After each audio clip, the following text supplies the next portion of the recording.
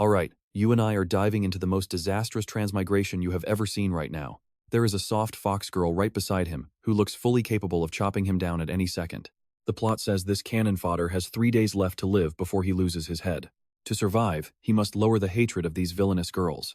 But the seeds of anger are already deep in Khufu's heart. She has even been framed for losing control and killing her old master in a demonic rage. Now she is being publicly paraded and humiliated in the square for everyone to see.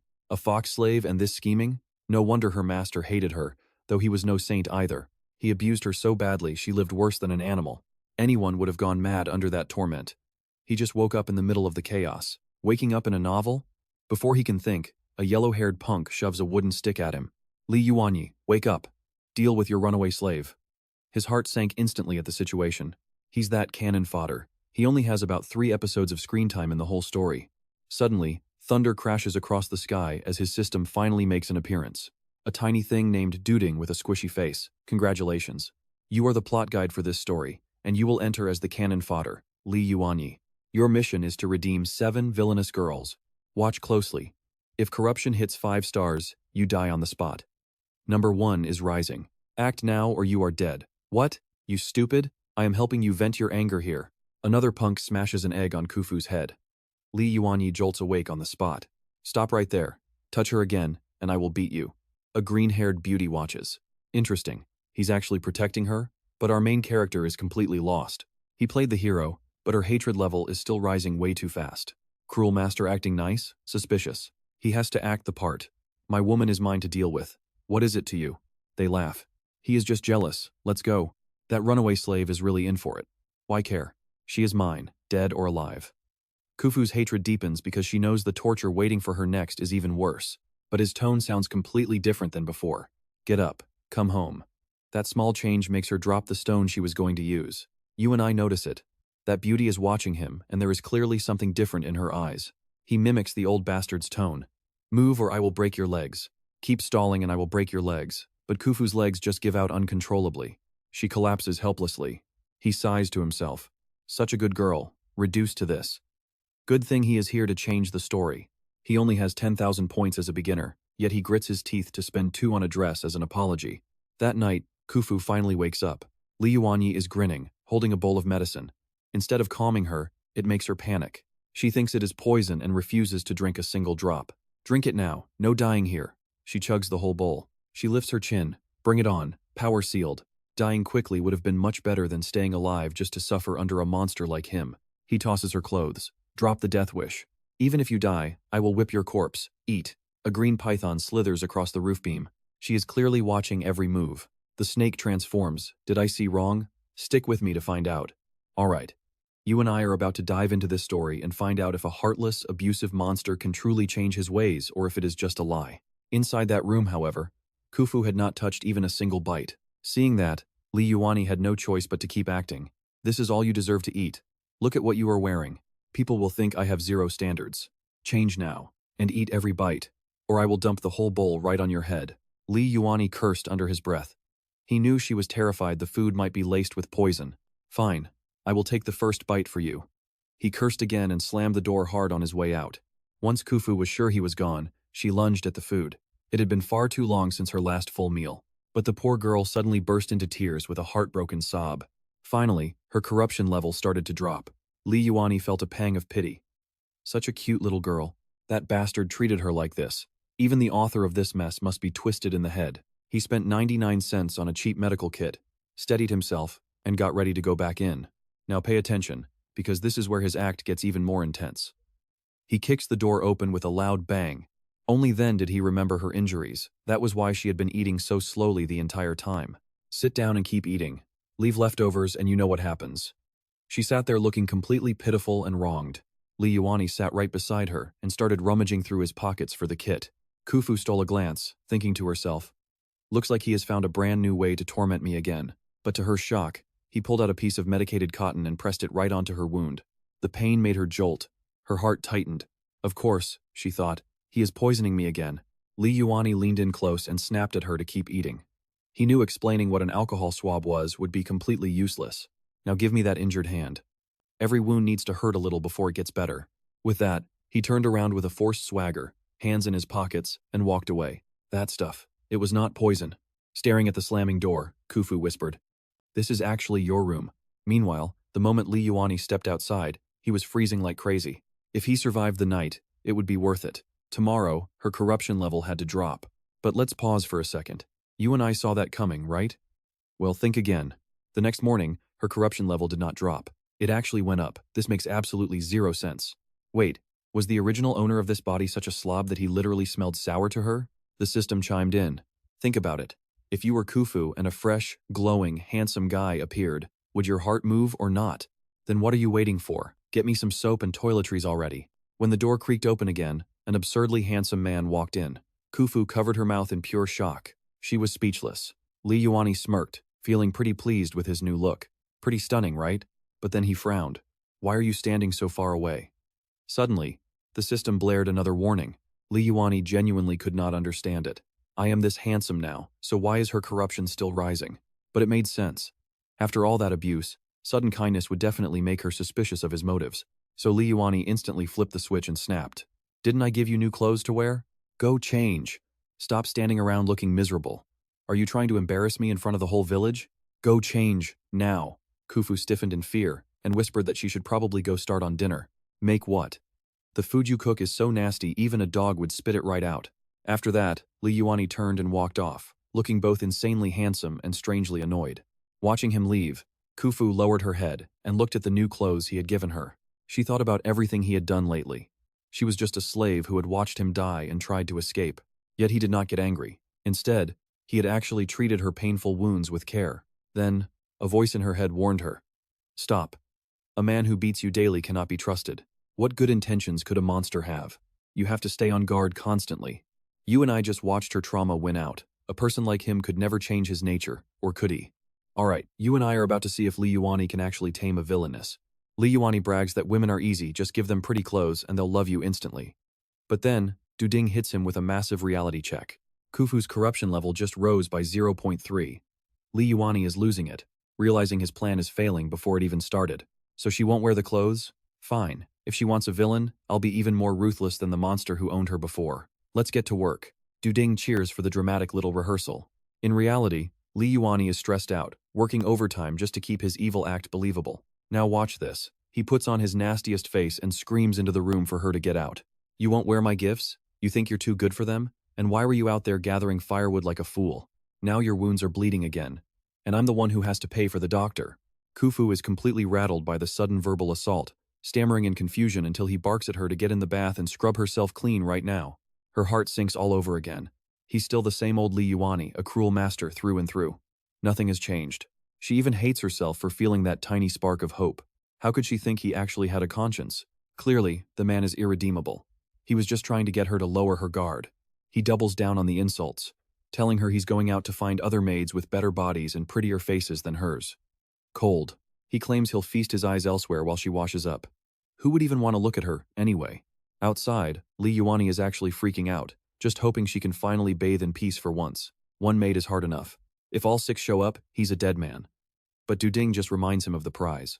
Win over all 7 villainous heroines, and you'll have 7 of the strongest powerhouses in the world on your side. Yeah, fine. You actually have a point there. Eventually, Khufu finishes her bath and nervously steps out in the new outfit. One look and Li Yuanyi is completely floored by her beauty. She looks absolutely breathtaking. He realizes right then he's going to have to buy her every style of clothing imaginable, but he can't let her get too confident. He hides his shock and tells her it's just passable. Pretty average, he says. Khufu's heart drops. He's still not satisfied with her. He quickly tells her to stay by his side tonight. Protect your master, he commands, trying to break the awkward silence. If I wake up and you're missing, you'll be punished. It's the only way he knows how to keep her close.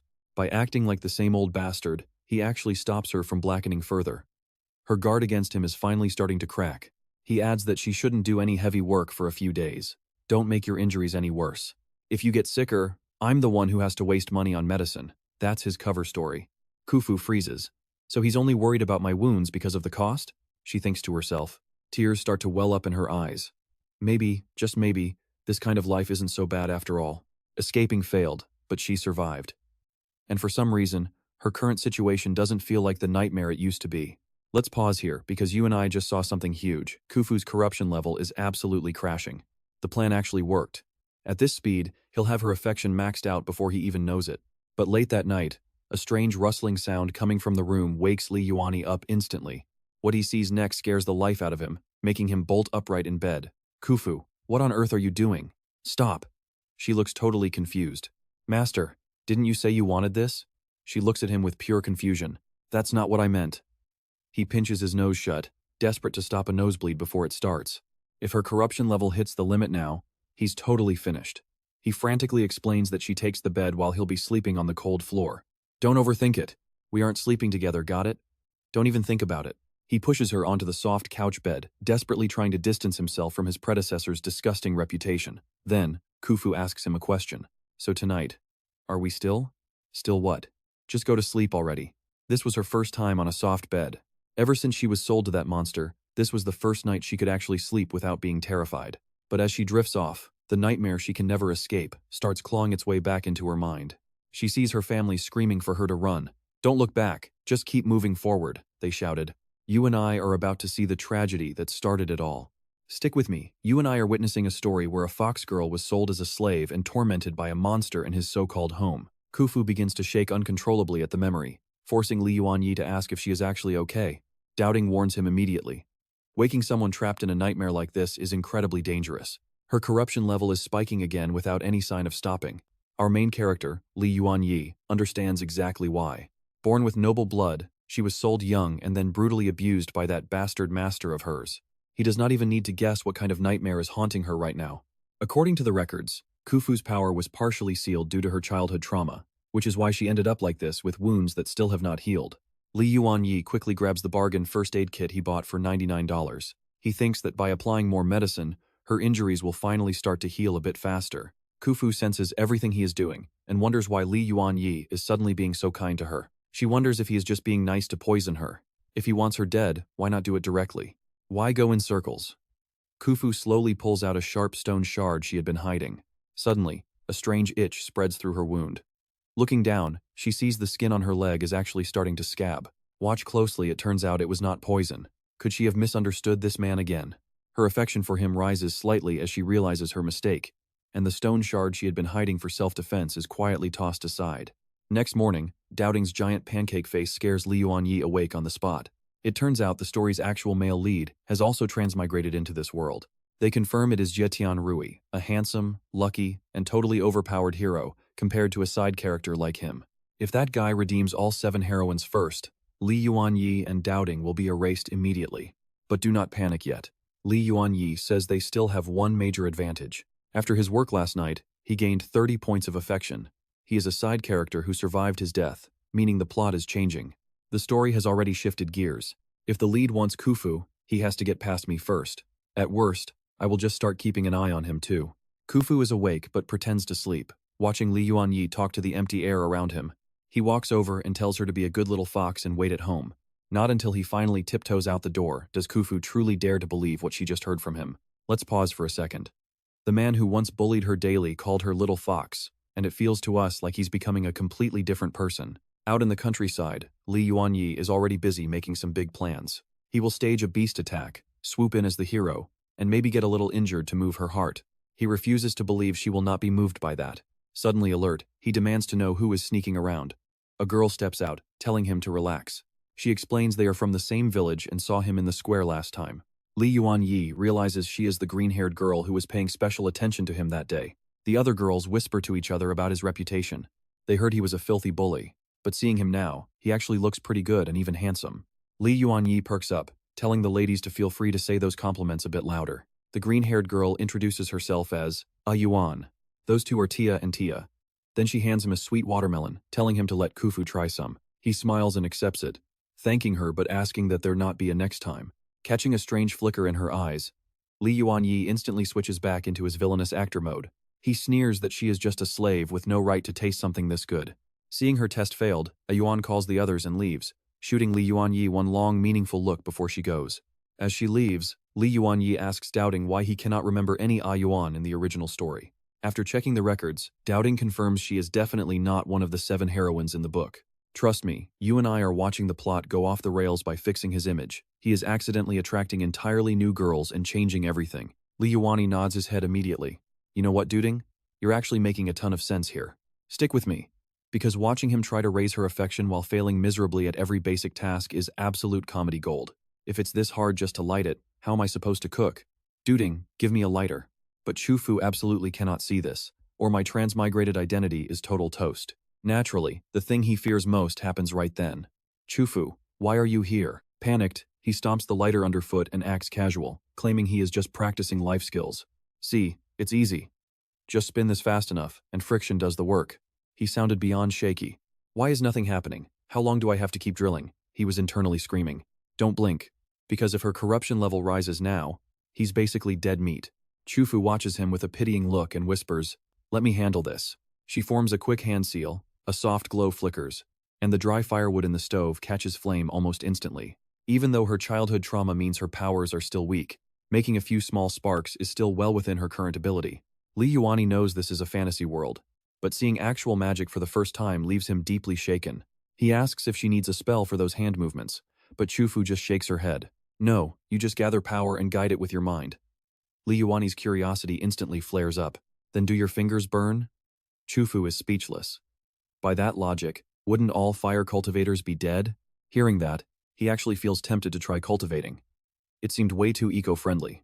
No wonder technology never developed here. Meanwhile, Chufu is just standing there in a total daze. You and I see her understanding his weird words less and less every day. More importantly, she suddenly feels like this guy is actually kind of cute, before quickly snapping back to reality. Did she forget how that bastard tortured her for years? This must be just another sick act. Yet, thinking it over, he really has been different lately. He still speaks quite harshly to her, but at least he's stopped the beatings and humiliation she suffered from the previous guy. Little did she know, Yuanyi is currently standing there talking to thin air. He is discussing skills with Duding, who suggests learning danger precognition to see 1 second into the future. Yuanyi looks totally exasperated. 1 second? What is that even supposed to do for me? As for Chufu, she is still completely distracted, her mind wandering all over the place. He actually looks quite handsome now, and even smells nice. Hey Duding, look, the water is already full. Yuanyi is in the middle of talking when he catches Chufu standing right there. Her face is changing colors, and alarm bells go off. Is she about to turn evil again? Thinking fast, he quickly hands her the sweet watermelon An had given him earlier. Chufu, here. She frowns slightly and asks in a low voice where it came from. I ran into a girl from the village while out gathering firewood, and she gave it to me, saying it was really sweet. Go on, eat some. But hearing that only makes Chufu feel even worse. Now that he is handsome, other girls are noticing him. She knows what giving a melon meant. He knows exactly what that implied. Chufu presses her lips together and quietly refuses to eat. Yuanyi gets annoyed. If I say eat, then eat. Since when do you disobey your master? The kitchen is too smoky, so I am leaving. Just focus on the cooking. The second he finishes speaking, he turns tail and vanished, secretly congratulating himself for escaping so fast while believing everything is under control. But then Duding speaks up. Something is definitely wrong here. He senses strong emotions from Chufu, but not corruption. Yuanyi just rolls his eyes. Who cares? As long as she's not turning evil, I'm fine. Meanwhile, Chufu is fuming in the kitchen. She's fuming. So if some girl gives you a melon, you just take it? Trust me, this ends badly. Alright, you and I are watching Yuanyi, a guy who takes garbage from everyone while complaining to his useless system, doubting. The system panel has basically no functions, and those reward points are absolutely pathetic. How can he level up like this? Doubting just tells him to stay calm and not panic. Once the 7 villainous heroines from the main plot appear, you will have plenty of targets to capture. That means points will be easy to earn. Yuanyi's eyes light up because that actually makes perfect sense. If he farms all 7 at once, his points will reach the stratosphere in no time. But the second he remembers that dealing with Khufu alone gives him a massive headache, he cannot help shivering at the thought of handling 7 at once. He might live long enough to get that windfall, but definitely not long enough to enjoy it. Every winter, the elders split the slaves by gender for hunting and gathering, all while the tribal warriors keep a very close watch. Everything is strictly controlled under the eyes of second-ranked tribal warriors. Now watch this. Yuanyi ignores everyone else because his entire focus is fixed on his precious Khufu. To him, Khufu looks way more beautiful than any of the other slave girls standing over there. He keeps making goofy faces at her, but Khufu is still sulking and ignores him completely. He feels totally helpless. His little maid is now throwing a full-blown pouty fit. Building a harem looked easy in web novels. So why is this so damn hard? 5 whole days pass in a flash. All the other slaves have finally returned to camp, but Khufu is still missing. Li Yuanyi finally snaps and shouts at the elder. He demands an explanation right now. If he does not get answers, he is not leaving. The elder is so annoyed he just curses at him. You little thug, you are driving me completely insane. He orders the escort over to explain why the slave named Khufu has not come back yet. The escort just scoffs with an impatient face. How is that my problem? He says she was a loner who got pushed aside by others, and then she just suddenly vanished from— Alright, you and I are diving into a mess. Li Yuanyi just found out the Dark Tribe took his companion and he's losing it. He screams, why didn't you idiots say so sooner? Aren't you supposed to be protecting them? The guard just shrugs like it's the most natural thing in the world, saying they only exist to watch for slackers. If she wandered off on her own, how is that our fault? Li Yuanyi snaps and throws a massive punch, but the guy keeps yelling that these slaves aren't exactly rare treasures. If she's gone, just buy a new one. The crowd even starts siding with the guard, whispering that the man has a point. Now that Khufu is gone, Li Yuanyi wouldn't even earn half his contribution points this year, and since he's too broke to afford another slave, he has to do every single thing himself. Hearing that reality check, Li Yuanyi finally stops swinging his fists. Now here's the part you and I need to watch closely. He's swearing to bring her back, even while everyone mocks him from the sidelines. She's just a slave, man. Why are you getting so fired up? What? You planning to conquer the world or something? Dowding explains that even though his arrival changed part of the plot, the specific moment where Khufu gets captured still triggered exactly as planned. If he can just rescue Khufu before the real main character, Shi and Rui, gets there, he'll finally have the upper hand. Meanwhile, right outside the city gates of the Tanchuan continent, you and I just met the real hero, Shi and Rui, who's arrived on cue, only to realize there's another system user lurking in this world. He's demanding to know who that guy is. But Dowding admits it can't identify the intruder just yet. Shi and Rui frowns, noting that the girl's useless master is somehow still alive. The story is definitely starting to drift. Could it be him? Dowding immediately starts suckering up to him, telling him not to worry. A pathetic side character like that was never important anyway. This entire world's main story revolves around you and only you. Shi and Rui finally look satisfied. Well said. And that's where we leave it. He's planning to steal Khufu away forever. But trust me, you and I know this is only getting started. Alright, you and I are about to watch a jerk play hero. He thinks he can turn her into a sweet lamb soon, thanks to the brutal way the previous owner acted. Alright, you and I are diving into a transmigration story that goes from 0 to 100 real quick. Who is bad-mouthing me now? Wait, it is probably that old jerk they are cursing, not me. Meanwhile, Khufu is being sized up as a fresh snack by the foreign tribe that took her. The Dark Tribe is a race cursed by the gods, abandoned by both light and divinity. Rejected by the world, they are doomed to rot in shadows that never see the sun. Man, I am starving. How long has it been since I tasted meat this tender? As they spoke, their eyes roamed greedily over Khufu's helpless body. A pink-haired freak finally loses it and leans in, planning to carve off a piece just to stop his hunger. What is the rush? Their leader suddenly barks at him. I know you are hungry, but hold back. Look at this fox girl. Is she not gorgeous? He prods her with his blade again. Too bad she is such a loner and got kicked out by the others. That is the only reason we caught her. Then he pokes her again, looking obsessed. Not a single trace of filth on her. Skin this delicate, meat this juicy, and you want to just hack into it like a wild animal? Can you have a little sense of ceremony? Besides, it has been years since I smelled anything this fresh. Back when I was young, I had a pretty face like hers, and that same sweet scent. Now pay attention to her eyes. You and I can see the sealed power inside her finally starting to stir restlessly. Meanwhile, the elder is still desperately trying to stop Li Yuanyi, giving him one final, patient warning. The Dark Tribe lives for ambushes and hit-and-run tactics. You're heading out there without a single tribal warrior? Are you suicidal? Li Yuanyi just looks at him, totally unimpressed. Come on, old man. You mean the same warriors I beat senseless in broad daylight? The elder is totally confused. You never even liked Khufu before, so why risk your life now? Li Yuanyi drops his voice. You wouldn't get it. I'm bringing Khufu back, no matter what. The elder is fuming now. Give me one good reason. For a second there, Li Yuanyi is actually stumped.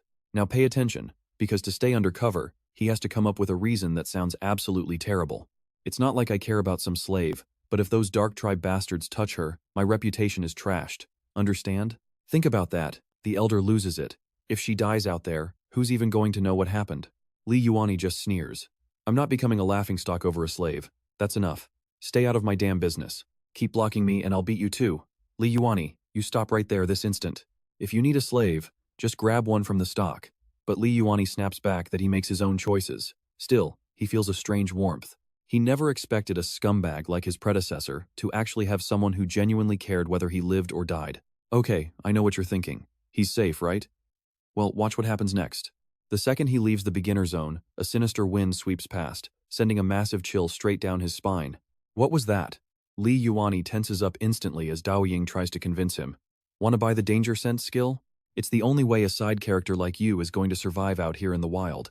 But when Li Yuanyi sees the price, he loses his mind. 45 points? Why don't you just rob me? Before he can even finish his complaint, that creepy wind returns, blowing even harder than it did before. Next thing you know, the entire area is empty, and Li Yuanyi has vanished completely without a trace. When he finally wakes up, all he can hear is the steady drip, drip of water. He mutters about a leak. Trust me, we need to see what happens next. Alright, you and I are diving into a story where our main character wakes up in a dorm, only to realize he has already transmigrated into a novel. Panic sets in. Where even is this place? And what was that freezing gust of wind just now? Li Yuanyi frantically calls for doubting, but the system sounds way too happy as it shouts, "Congratulations, host. You have been captured by the book's second villainess, the princess of the dark tribe. Now pay attention here, this is where it gets scary."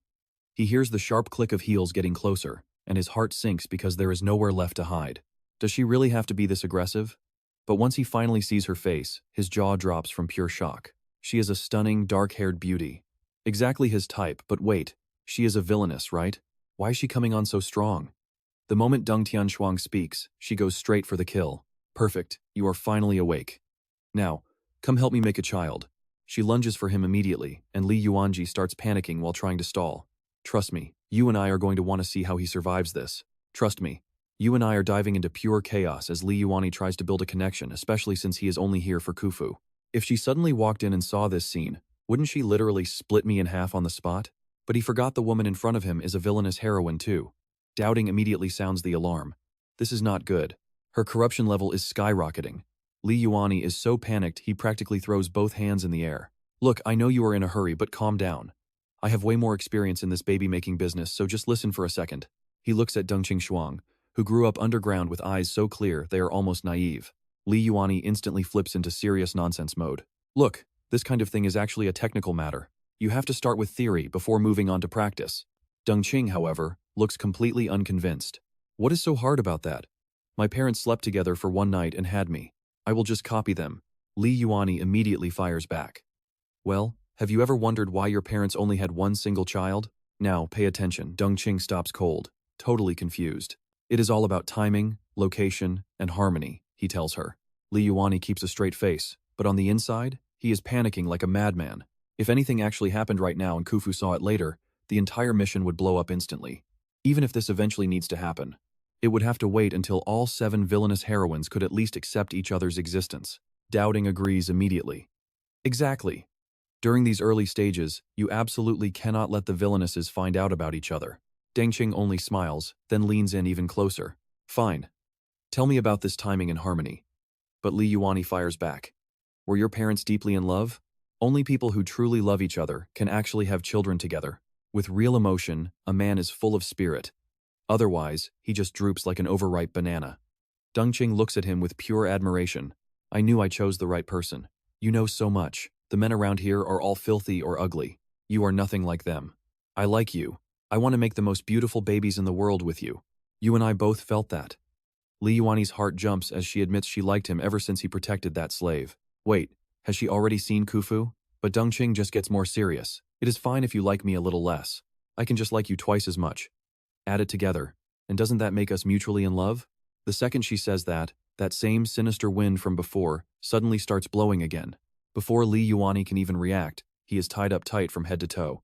He talked for ages, but Deng Qing did not listen. Instead, she looks dead serious. Since we are done with theory, let's move on to the next step and start practicing. 1 second ago, she was just pestering Li Yuanyi to teach her all this secret knowledge. In the next second, she stops playing fair and releases a wave of dark energy. But Li Yuanyi knows he came here to save Khufu. If Khufu walked in and saw this, her corruption level would probably explode on the spot. Unfortunately, Deng Qing misunderstands him even more.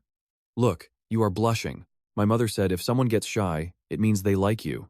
Li Yuanyi is speechless. What kind of logic is that? It feels like this villainess does not even need to be won over at all. And yet, in the very next second, his nose betrays him and starts bleeding. Doubting immediately screams, "Do not let appearances fool you. Think about Khufu." Meanwhile, Deng Qing is solemnly recalling what her mother once told her. Once a dark tribe member recognizes a mate, it is the best possible moment to pass on their power. She has a feeling that after tonight, the clan records will gain one whole new page. Li Yuanyi hurriedly covers his eyes in embarrassment. The more he listens, the more wrong this all sounds. Doubting starts blasting urgent warnings one after another. "Master, you have to stop this right now." With Deng Qing's personality, once she gets started, she will lock you up until she actually succeeds. If you are stuck as a father, how are you supposed to redeem the other villainesses? Li Yuanyi snaps back to his senses instantly. When Deng Qing sees him suddenly shrink back, a look of total confusion flashes across her face. Doubting seizes the chance to talk sense into him. "Do not forget why you came here. Khufu is still waiting for you to save her." I know. Just let me think of something." Can he get her to back off? "Trust me, you and I need to see what crazy plan Li Yuanyi remembers next." Alright, you and I are watching Li Yuanyi rush into a frantic discussion. Dark tribe logic is simple. If Deng Qingshuan likes him, she won't let anything bad happen to him. If she wants him safe, she won't let him starve. It's the perfect excuse to get her away for a bit.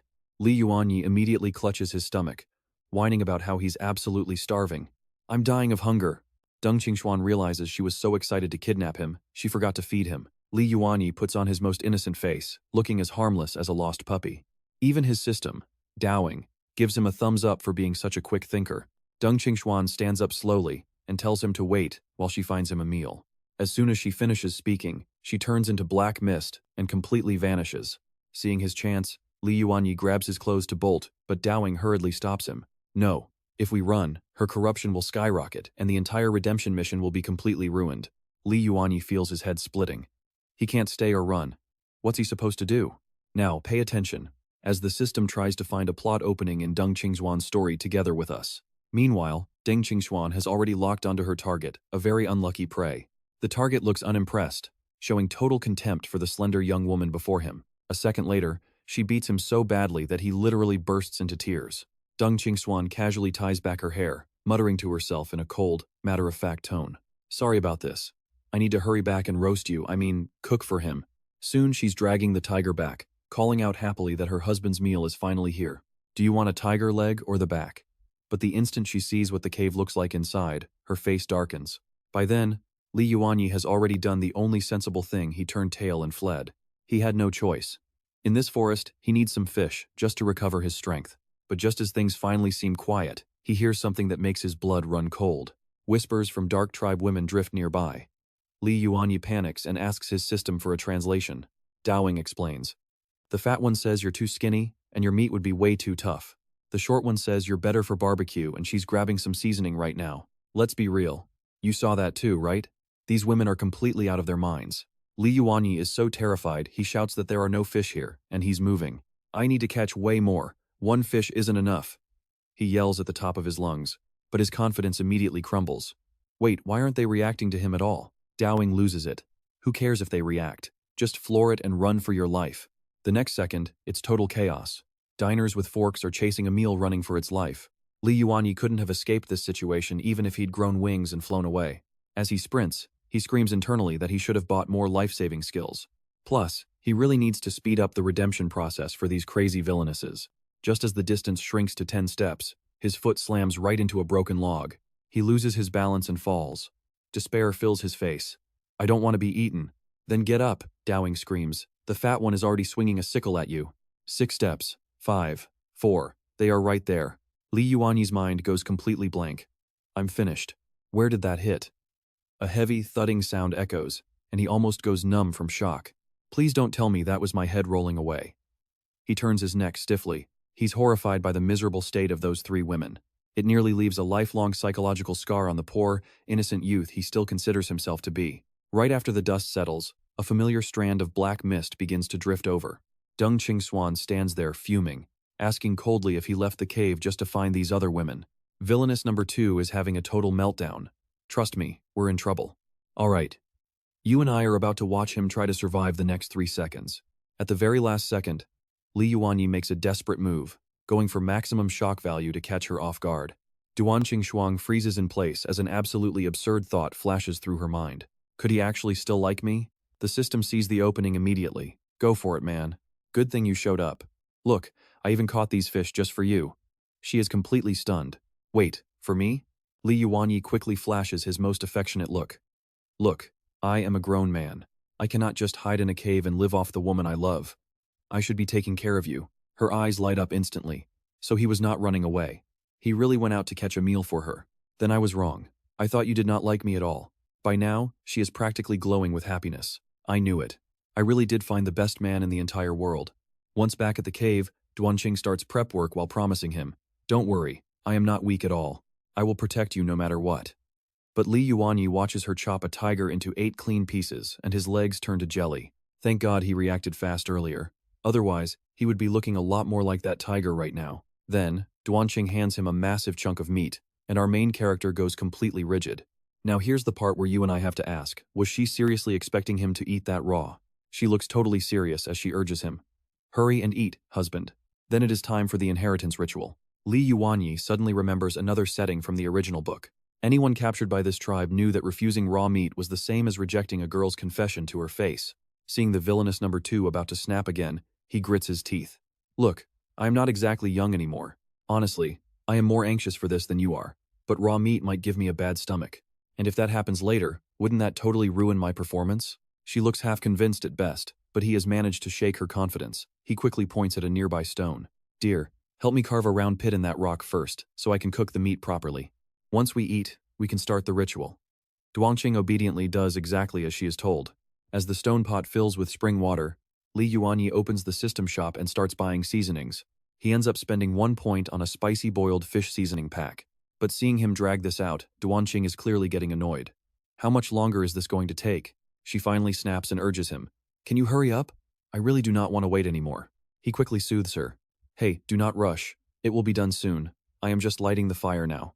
But the moment Duanqing Shuang even glances toward the campfire, you and I are about to see her primal nightmare as she collapses, utterly terrified by a fear surging from within.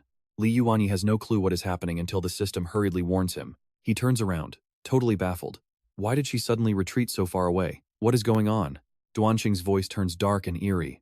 You went through all this trouble just to light a fire and kill me. As sparks burst from the flames, she curls up tighter and tighter in pure terror. Only then does Li Yuanyi realize the truth. The mighty princess of the dark tribe is actually terrified of fire. Dark energy swirls around her as her imagination spirals toward the absolute worst direction. Refusing to eat raw meat was just an excuse, wasn't it? You never wanted to be with me. You only got close so you could use fire against me. He feels both helpless and sorry for her. The second he stopped paying attention, this girl wrote a whole betrayal drama in her head. Thinking fast, he pulls her behind him and explains softly. Look, we need fire to heat the pot. Only then can the meat actually cook. He reaches out and gently tucks her braid back into place. More importantly, the fire lights the place up so I can see your pretty face clearly. That cheesy line works instantly. If you do not like fire, just sit here and wait nicely. And trust me, you and I won't want to miss what happens next. Alright, you and I are about to watch our hero become a survival chef for a very pretty girl. That middle part has the fewest bones, and the meat is super tender. Here, open up and try it. But it was obvious that Deng Qingxuan had grown up eating with nothing but her bare hands. She kept poking at the food awkwardly with the sticks, having zero clue how to use them.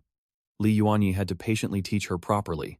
Here, look, your index finger and thumb go like this, just like that. Not bad at all. Just as expected, she is smart and quick to learn.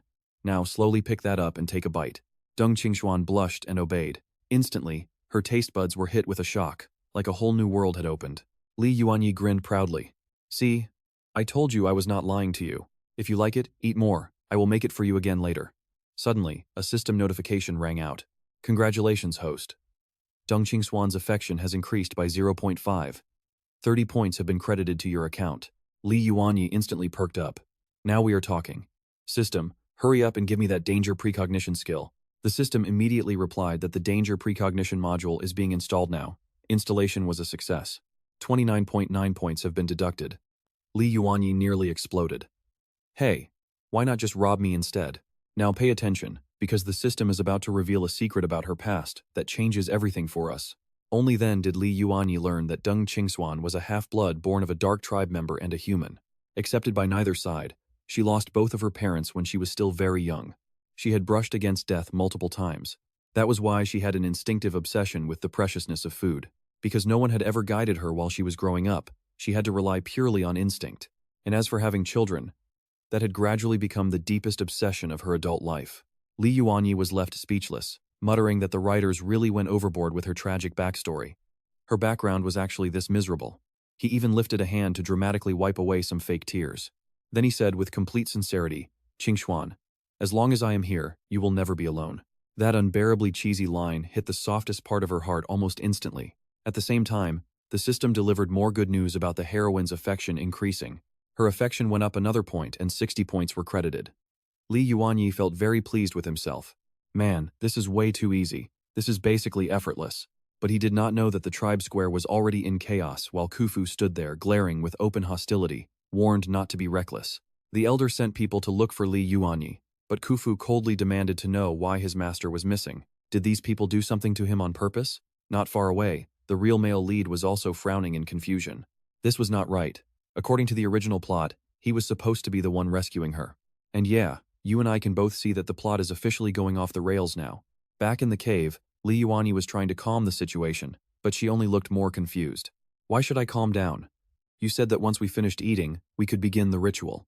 The Dark Tribe bloodline really needs you. Li Yuanyi could only grit his teeth and remind her of the past. Do you really want our child to go through that same pain of never being accepted? Deng Qingxuan's body instantly stiffened as a trace of vigilance rose in her eyes. How do you know that? Li Yuanyi answered seriously that he could tell her physical traits were not those of a pure-blooded member. He guessed she was of mixed blood, half Dark Tribe and half something else. No one understands better than you just how much malice this world holds toward mixed bloods. Deng Xuan turned and ran out of the cave. Li Yuanyi decided that letting her cool down for now was for the best since the crisis seemed over, but the system suddenly screamed out that things were far from being stabilized. Stabilized, my ass. Something huge has already happened back home. Khufu's corruption level is skyrocketing, and it is almost at the critical threshold. If it crosses that line, both of us will be erased by the system on the spot. Trust me, he cannot travel back normally, or he and I will definitely be too late. Alright, you and I are about to see what a shortcut costs in this world. The system tells him to stay calm, but those 59.9 points are a total ripoff. Li Yuanyi doesn't care about the price right now, he needs to be teleported back to Khufu immediately. Before he can even blink, he is back at the tribe, frantically looking around for his maid. He shouts for Khufu to come out, only to find her holding a warrior by the collar and demanding to know where her master went. Li Yuanyi yells for her to stop and be a good girl right now. To everyone's disbelief, her terrifying dark state vanishes instantly the moment she hears his familiar voice. He thought she wanted him gone, but seeing her this worried really hits him deep inside. The elder screams for help, claiming the maid actually dared to attack a tribal warrior. Li Yuanyi just mocks him. If you can't beat a maid, don't call yourselves warriors. He defends her, saying protecting her master is exactly what she is supposed to do. Plus, when the Dark Tribe grabbed him, none of these so-called warriors even had the guts to help. Watch closely now, he is about to make a bold move by taking Khufu's hand right in front of the whole crowd. As he leads her away, Khufu feels a sudden, intense change in her master's aura. Her affection spikes, and the system rewards him with another 60 points for his trouble. The elder is left standing there, his face turning a sickly shade of green from rage. He doesn't believe the kidnapping story. If the Dark Tribe had him, he would be dead already. The more he thinks about it, the angrier he gets, until he swears that if he ever meddles with that brat again, his name Li Dolly should be written backward. Meanwhile, the actual hero of the story appears from the shadows with a very puzzled look. Why has this random side character not been written out of the story yet? His sidekick, Handsome Ding, cannot help but ask what this is, wondering if the novel is running on a pirated plotline. But after thinking it over, the hero decides not to worry about it for now. He just needs to find Dongqing and save her before the plot drifts any further. According to the book, he just has to walk into the forest to meet her. Wait, you see that too, right? Something dangerous is watching from the trees, and it is full of suspicion. A giant python wonders how a useless master like Li Yuanyi survived the Dark Tribe's clutches. In the next second, the python's tail transforms into a pair of slender legs, and it is clear that her interest in Li Yuanyi is deepening even further. Back at home, Li Yuanyi and Khufu are sitting across from each other. The flickering candlelight catches the deep blush spreading across her pale, beautiful face. He tries to say something to break the tension, but Khufu suddenly jumps up like she has been shocked. She puts nearly 2 meters of distance between them, leaving him completely confused by her sudden nervousness. Stuttering, she tells him she has to go make dinner immediately and bolts for the door. As she vanishes into the kitchen, Li Yuanyi cannot help but feel a little delighted about it. It looks like she is finally falling for him, but then a system warning sounds. Dongqing returned from her walk only to find that her prisoner had vanished into thin air. Thinking he betrayed her, her anger explodes, and Li Yuanyi's head starts throbbing from the connection. He curses the crazy author. These villainesses are not even supposed to meet each other in the early stages. 7 heroines cannot even be in the same place. How is he supposed to split himself into 7 pieces for them? He grumbles but knows he has to tell Khufu before disappearing to handle the other girl. If he just leaves, Khufu's dark side will be way harder to control than anyone else's. Chaotic noises echo through the cave as dark energy swirls around Dongqing, who is growing angrier by the second. She is convinced his sweet words were just a lie to help him escape from her. She is ready for revenge. But then Li Yuanyi suddenly appears with a giant friendly smile. He asks what is wrong, and the dark beauty immediately freezes, her anger turning into pure joy. And that is where we leave it, trust me. You and I can tell this guy's harem troubles are only just beginning. I brought this back just for you. Stick with me, you and I are about to watch a side character steal the hero's girl. She does not care if their clans object. Back in the cave, Dongqing Shuang had already left a unique mark on Li Yuanyi's neck. It was not just to stop him from running away, but to sense immediately if he ever fell into any danger. Thinking it over, Li Yuanyi had to admit this situation was not entirely a bad thing for him. At the very least, the pros and cons seemed balanced now. So, he cautiously decided to test the waters. Shuang, does that mean I can go now? Surprisingly, the Dark Tribe Queen agreed without a fight this time. Li Yuanyi immediately planned to get some distance before using his coordinate teleportation to head back home. But the further he walked, the more it bothered him. She only bit him once and just let him leave? Just as Li Yuanyi was about to crouch in the grass and trigger the teleportation, he suddenly heard the original male lead, Shi Tianyi, complaining nearby. What is going on here? Now, pay attention, the original script says he should be getting dragged into that cave right now. I have not even seen a trace of her. How am I supposed to win her over like this? The moment Li Yuanyi heard that, he understood exactly what was happening with the plot. Since he, a side character, seized the main lead's entire story, the original hero cannot even enter his own route. It serves him right, but then Li Yuanyi's heart tightened. He could not just leave things like this. If Shi Tianyi actually found Dongqing, that guy had the main lead armor and a handsome face to match. What could Li Yuanyi even compete with? Besides, since she marked him, she had to take responsibility for him. At that thought, Li Yuanyi decisively changed his plan and chose to teleport back to the cave instead. Meanwhile, Dongqing Shuang had barely been away from him for a minute before she started missing him terribly. So, when she saw Li Yuanyi return, her lovely face lit up with instant delight and surprise. Well now, you came back so quickly. Does that mean you could not bear to leave me after all? You and I both know our boy is smooth. So he claimed he forgot something very important. I still do not know if that dress I bought for you fits your body properly. Shuang, go put it on and let me see. I can hardly wait to see you. Soon, Dongqing Shuang walked out wearing the dress, making the dim cave brighten instantly. Li Yuanyi immediately praised her. This is the newest style of the season. Do you like it? She answered him with pure happiness. As long as it is from you, I love it. It is just a little tight around my chest. But when she thought of how Li Yuanyi still intended to leave later, disappointment surfaced in her eyes. Because Li Yuanyi had come back this time, Dongqing Shuang never left the cave again for the rest of the day.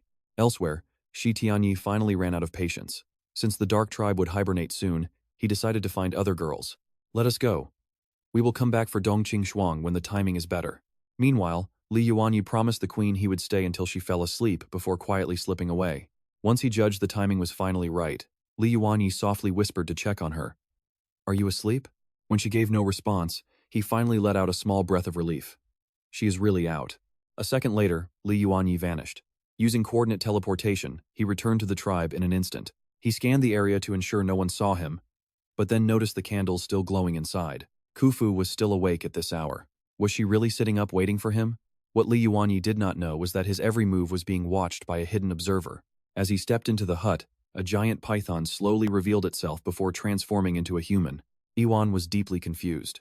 She never imagined Li Yuanyi was capable of opening such a high-level teleportation array. Inside the house, Khufu had actually fallen asleep on the floor while waiting for her master to return. Master, you are back. He set the fish down and frowned. Why were you sleeping on the floor? Khufu instinctively jumped up, saying dinner was ready and she would go bring it over right away. Wait, stay right there. And trust me, you and I are going to want to see her answer. All right, stick with me because our master is finally showing his soft side. He demands she sleeps on the bed from now on. The second he sees suspicion creeping into Khufu's eyes, Li Yuanyi snaps back into his arrogant master act. He coldly orders her to sit, claiming he will get the food himself. He tells her not to even think about running. Finally, Khufu pauses in a daze. Mission accomplished. She thinks he is the same old master, just better. Suddenly, the system pings. Khufu's affection just went up by 1 point. 5 points awarded. Yet Yuanyi realizes he understands this woman less and less every single day. Still, there is no denying it. He is getting way better at handling Khufu and her unpredictable moods. The system clearly agrees. Back in the room, Yuanyi commands her to sit down and start eating. He threatens to hit her if she doesn't finish every bite. He claims he hates seeing anyone go hungry. Suddenly, a strange itch flares up on Yuanyi's neck. Khufu spots it instantly, and her heart nearly stops. Her face goes pale as she drops her bowl and chopsticks. Something is very wrong, and she knows it. She stammers that it is a mark from the Dark Tribe. Yuanyi freezes. This is bad news.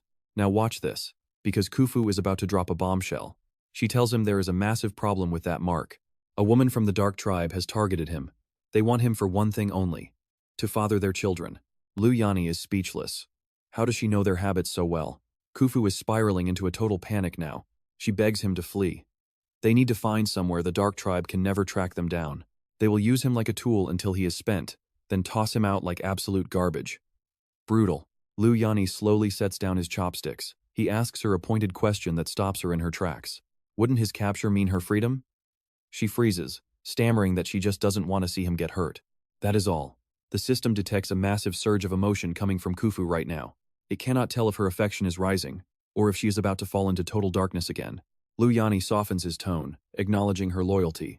He tells her to sit back down and finish her meal. Calming her is his top priority. Khufu cannot find out what really happened with King Xuan. Not a single word. Time slowly ticks away. I know what you're thinking, and yeah, we are finally seeing Yuanyi feel a real spark of tenderness as he watches her sleep. Suddenly, as if possessed, he reaches out and lifts her tail. It is unbelievably soft, warm, and fluffy. This is dangerously satisfying to the touch. His thoughts drift far off course. Since transmigrating, he hasn't even tried his werewolf form. Wolf fur should be rough, right? So why does this foxtail feel so incredible? He can't stop touching it. Suddenly, Khufu bolts awake, her entire body going stiff as a board. Before she can even process what is happening, Yuanyi's hand gets even bolder. He isn't stopping. In her head, Khufu is screaming in a total panic. She begs him to stop touching the base of her tail immediately. She feels a strange sensation spreading through her body. Suddenly, the system alert blares in his head. Khufu's affection just went up. 50 points awarded, and a brand new system function has been unlocked. The store upgrade is complete. New items are now available for the host to browse and buy. Khufu honestly feels like she is losing her mind. As a fox, she understands better than anyone what it means to have her tail touched. And yet, lying there beside him, she feels a strange sense of safety she has never known before. Maybe, just for tonight, she can let her guard down and fall asleep leaning against him. Morning slowly arrives, and Yuanyi opens his eyes to greet the day. He realizes Khufu has already shifted back into her human form. While she was sleeping, she was actually quite well behaved for once. But now that she is awake, it is time for her to go work with the others. Before she leaves, she warns him to talk to the village chief. They must move away immediately because that Dark Tribe mark makes staying here absolute suicide. Staying is too dangerous. Hearing this makes Yuanyi's scalp tingle with pure dread. If he leaves, King Xuan will lose it and fall back into darkness. But Khufu won't take no for an answer. If he refuses her, all his hard work building her affection will vanish. Women really are impossible sometimes. And that's where we leave it. Stick around to see how he stalls her. This is about to get messy. Stick with me. Moving house was a major ordeal and needed to be discussed very carefully first. Over in the tribe's orchard, Chifu was busy picking fruit. Even doing something so simple made her look absolutely adorable. Xie Tianrui definitely noticed too. Today, he was determined to win her over, no matter what it took. He was determined to make Chifu fall for him. But first, he needed an outfit that would make him look absolutely stunning at the very first sight. His system immediately recommended a specialized pearl accessory set. With it, his charm would jump by 100 points. Finally, the true male lead was ready to meet the heroine. Strutting forward with fake elegance, he said, "Hello, Miss Khufu. That basket looks way too heavy for you. Let me carry it back." Chifu just stared at him, completely lost for words. Like, what is this guy? His face was so greasy it was reflecting light. "Go do your own work," she snapped. "This is a maid's job. If I lose this chore, I'll have no place here at all." Xie Tianrui froze, looking totally shaken by her response. What was that supposed to mean? He was the literal main character. Could it be that she was just acting shy? He quickly started making excuses. Yeah, that was it. She was definitely just playing hard to get. He was already unbelievably handsome, and with those extra charm buffs, he felt completely unstoppable. Too bad for him. Yuanyi arrived just in time to witness the entire scene. Yuanyi felt a cold laugh bubbling up deep inside his soul. Now pay attention, Li Yuanyi was about to show him who the real master of manipulation was. Brushing back his hair, he thought. You think you're the only one who can play the innocent, clingy card? He softened his voice into a sweet, needy tone and called out. Chufu, I missed you so much, I had to see you. But since this big brother is already keeping you company, I guess I should probably just leave you two alone. Xie Tianrui was stunned. Why was this side character here? And even worse, why was he acting so weird? How could this guy be even better at pulling off the innocent act than the actual main character? Li Yuanyi kept the pressure on, sounding totally heartbroken. If I knew you were busy, I wouldn't have come. I was so worried. The moment Chifu heard that, she panicked and explained. No, I am all done picking fruit. I'm heading back with Master immediately. Li Yuanyi sneered internally. Compete with me for her, Xie Tianrui, in your dreams. Fine, I'll carry it. What are you hungry for, Chifu? Master is definitely going to give you a big reward tonight when we get home. Xie Tianrui just stood there, his brain short-circuiting as he tried to figure out what just happened. Li Yuanyi was supposed to be out of the picture by now. After all, I'm the hero of this story. You and I saw that coming, but even our villain, Li Yuanyi, couldn't believe she actually chose him. The heroine had just rejected the actual male lead without a second thought, just to stay by his side. Walking home, Chifu kept warning Li Yuanyi to stay away from that weird guy. What was his problem? He knows I'm your maid, yet he still tried to hit on me. His intentions are definitely suspicious. Also, don't act like that again. If the other men in the tribe see you being clingy, they'll look down on you. Li Yuanyi realized she was talking about his fake, needy act. It clearly made her uncomfortable. Suddenly, he reached out and stopped her in her tracks. Chufu immediately started to panic. What are you doing? People will see us. But Li Yuanyi just said, look, I don't care what they think. They never liked me anyway. All I care about is making up for everything I put you through in the past. The gap between the old villain and this new version of himself was absolutely massive. Chifu even wondered if the real Li Yuanyi had been replaced by an imposter somewhere along the road. Despite her confusion, her affection for him kept climbing. Li Yuanyi felt his own heart soften. She might be just one of 7 heroines he had to win over, with 6 more waiting ahead, but she was the very first he met after transmigrating. Chifu, do you know that your smile is actually really beautiful? Try to smile more in the future, even if I'm not by your side one day. Her heart fluttered initially, but the second half of that sentence darkened her expression. I'm not listening to this. Let's just go home and eat dinner already. She put her head down and hurried off, ignoring him completely. Meanwhile, back in the orchard, Xie Tianrui was left fuming in the distance. He grit his teeth so hard they nearly cracked. Trust me, after this first clash, things are about to get ugly. His system had already reached a terrifying conclusion. Li Yuanyi had to be another transmigrator. Stick with me, because if this guy manages to win over the heroines first, our main character will be the one erased by the system instead. System warns him, host, don't get too anxious yet. But Xie Tianyi narrows his eyes and whispers that since winter is almost here, some of the Dark Tribe women should be looking for mates right about now. He claims that before he transmigrated, he studied the plot perfectly, and he knows there is a Dark Tribe non-player character here. If he gives her a little hope, she will handle all the dirty work for him. It is the perfect plan to kill using another blade. As long as Li Yuanyi, that cannon fodder who should have been gone ages ago, is finally eliminated, the plot will naturally return to its proper track. Back at the hut, Li Yuanyi had just served a pot of durian-stewed stinky tofu to Kufu and told her to eat up, when his expression suddenly shifts. He shouts, "Who's there?" In that exact moment, a sharp, dark tribe spell comes slashing directly toward his head. Right as the woman in black is about to land her hit, Kufu throws herself in front of Li Yuanyi, taking the entire deadly strike to protect him. She is clearly hurt badly, her body swaying, but Li Yuanyi does not even have time to check her wounds before the next move. Kufu struggles to ask if this is the Dark Tribe woman who marked him before. He quickly tells her no, that is not it. Before he can even finish, the assassin snorts and tells them they must die tonight, because only his death gives her a chance to survive. It is clear now that she is the exact Dark Tribe woman Xie Tianyi was looking for to do his bidding. Xie Tianyi promised that if she killed Li Yuanyi, he would take her in as his servant and finally grant her a real identity. For her, being acknowledged by humans or beast folk was the only way to break her shackles and finally escape the dark abyss. With that goal in mind, the woman lunges with her claws again, but Kufu steps up to block her for a second time. Absolutely enraged at being stopped twice by a servant, the Dark Tribe woman completely loses her mind. Her next attack is so powerful it blasts Kufu away, smashing her hard against a tree outside the house. Pay attention to the shadows here, where Aoyuan's eyes widen. She can't believe a Dark Tribe member is bold enough to attack a werewolf village, but nobody notices the sphere of light gathering in Li Yuanyi's palm. Growing brighter and more intense by the second, the spell charges up almost immediately. The dark tribe woman realizes the danger too late, taking Li Yuanyi's devastating punch right to her face. Even after she is beaten, Li Yuanyi isn't satisfied and slams another punch into her, shouting that this is for hurting his kufu. As the ground cracks and dust fills the air, even Aoyuan, who is still watching from her hiding spot, "Okay, I know what you're thinking," and she is thinking it too.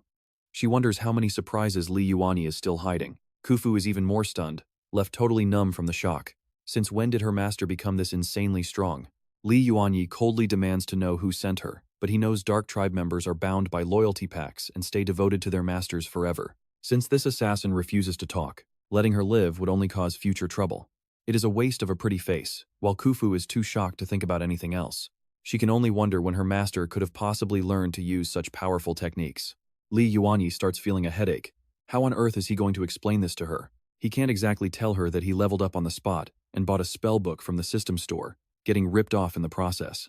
Finally, he just waves it off and tells Kufu not to worry about the specific details of his power. He lies and says that after being captured by the Dark Tribe last time, he suddenly understood a few things about fighting. Shockingly, Kufu actually buys it. Her eyes light up as she calls her master a true martial genius. Nearby, Aoyuan almost laughs out loud. Martial insight? As if a technique like that could just be figured out through raw talent. Normally, even the weakest Dark Tribe fighter would require a second-rank warrior to actually suppress them. And this girl, Kufu, might look soft, but she clearly has some terrifying potential hidden inside. From the looks of it, her inner core has likely been sealed away.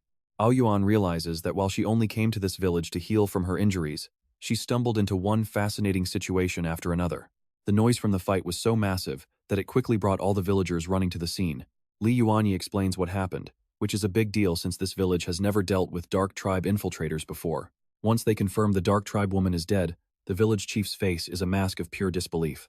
And trust me, you and I can see why. The old man who used to own this body was too weak to even carry water. Stick with me, Chufu just revealed there is a traitor hiding right here in the village. Someone invited the Dark Tribe inside. The chief nods. Logically, those creatures should be hibernating right now. They wouldn't attack for no reason unless someone offered them a massive payout to get involved. He turns to Li Yuanyi with a heavy frown. Tell me, boy, have you offended someone powerful lately? Li Yuanyi thinks Uncle Shu's brain works fast, but on the outside, he just plays dumb. Who could I have possibly ticked off? Nobody in this village even takes me seriously anyway. But then, Shufu brings up Shi Tianrui, the guy who has been eyeing Chufu all day. Uncle Shu's temper flares instantly. That man knows Chufu belongs to Li Yuanyi, yet he is sneaking around. In this village, that is a massive violation of the rules that everyone is expected to follow. Now pay attention, because the villain shows his face just as the chief orders him brought in. Half an incense stick later, Shi Tianrui arrives, only sparing a casual glance at the dead woman. Facing the chief's questions, Shi Tianrui acts innocent. Chief, if you suspect me, show some real evidence. Since when is anyone forced to prove their innocence when there is zero proof against them? The chief hesitates. This young man carries himself with such poise that he doesn't look like a plotter. Sensing an opening, Shi Tianrui immediately presses his advantage. I've heard all about Li Yuanyi. Lazy, greedy, and always bullying that poor maid of his. He supposedly got snatched by the Dark Tribe, yet he magically returns without a single scratch on him. Has anyone here actually stopped to wonder why he's the only one who returned completely unharmed? Seeing him flip the script, Li Yuanyi is now certain this bastard is the one behind it all. He sneers back. I'm alive because I can fight, and my luck is solid. Chufu steps forward. She is right. My master took down that Dark Tribe woman tonight with his own 2 hands, and the village chief knows for a fact that Chufu is honest and never tells lies. But then, Shi Tianrui spots the bite mark. So many holes in your story, and you're still talking. Everyone, look. He has a Dark Tribe mark right there on his neck for everyone to see. I know what you're thinking. How can he talk his way out of this? The proof is right there. Li Yuanyi gets a massive headache. He wanted Chufu to stay, but this mess is impossible to explain. If he keeps dragging this out, things get worse. Fine, I was going to tell Uncle Shu anyway. Chufu and I are moving to Yongshan Town to dodge any more trouble from the Dark Tribe. It's true, I've been marked. If I stay here, that woman will come back for me eventually. We got lucky today, so we're leaving tomorrow. Uncle Shu can't help but worry about the boy's safety. You grew up here. If you actually go out into the real world, how will you even survive? Li Yuanyi thanks him for caring, but his mind is made up. There's no point in arguing. But just as it looks like he is actually about to walk away with Chufu and leave, Shi Tianrui suddenly loses his cool and blocks their path. You're not going anywhere, not on my watch. If he hasn't even gotten close to Dongqing and Chufu is leaving too, what kind of male lead is he? Even the chief is totally fed up with him. If they want to move away, what does that have to do with you? No, Li Yuanyi's connection to the Dark Tribe is still suspicious. Leaving now is just fleeing from guilt. Chief, you can't leave this danger behind. Li Yuanyi lets out a cold, sharp laugh. Where's your evidence? Just like I can't prove you set me up, you can't prove I'm with them.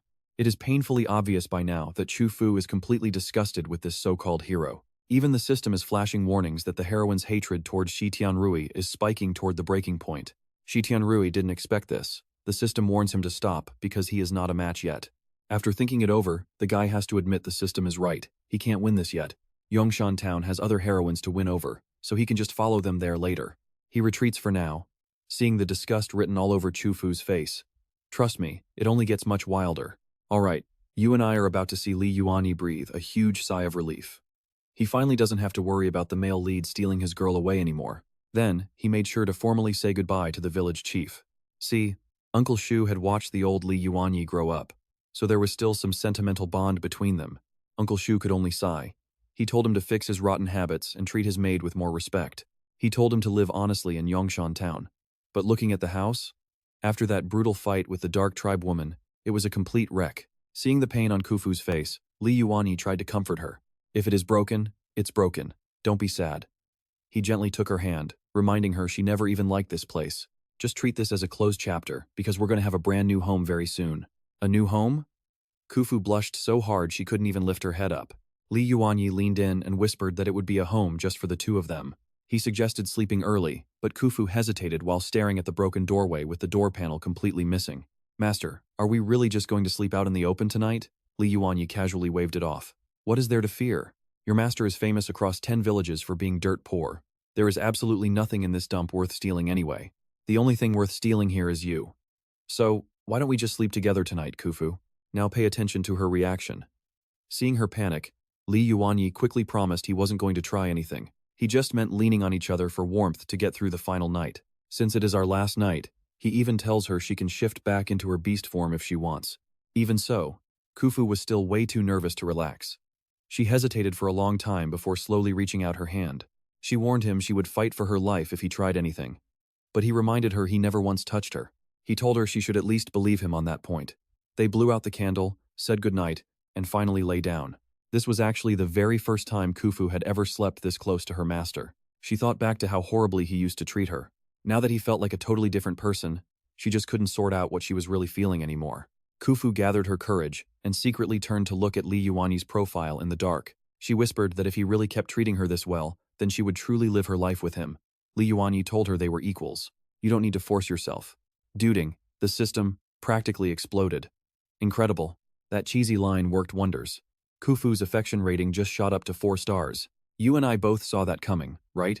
He flipped the whole script with one sentence, and now his voice sounded even more sincere. Then let's just treat this as getting to know each other for the first time. I will never treat you like I did before. Let this be an official apology for the Li Yuanyi of the past. Hearing that, Khufu couldn't hold back her surging emotions and suddenly wrapped both arms tightly around his arm. Li Yuanyi realized her affection was only one final step away. One more star and all 5 would finally be lit up.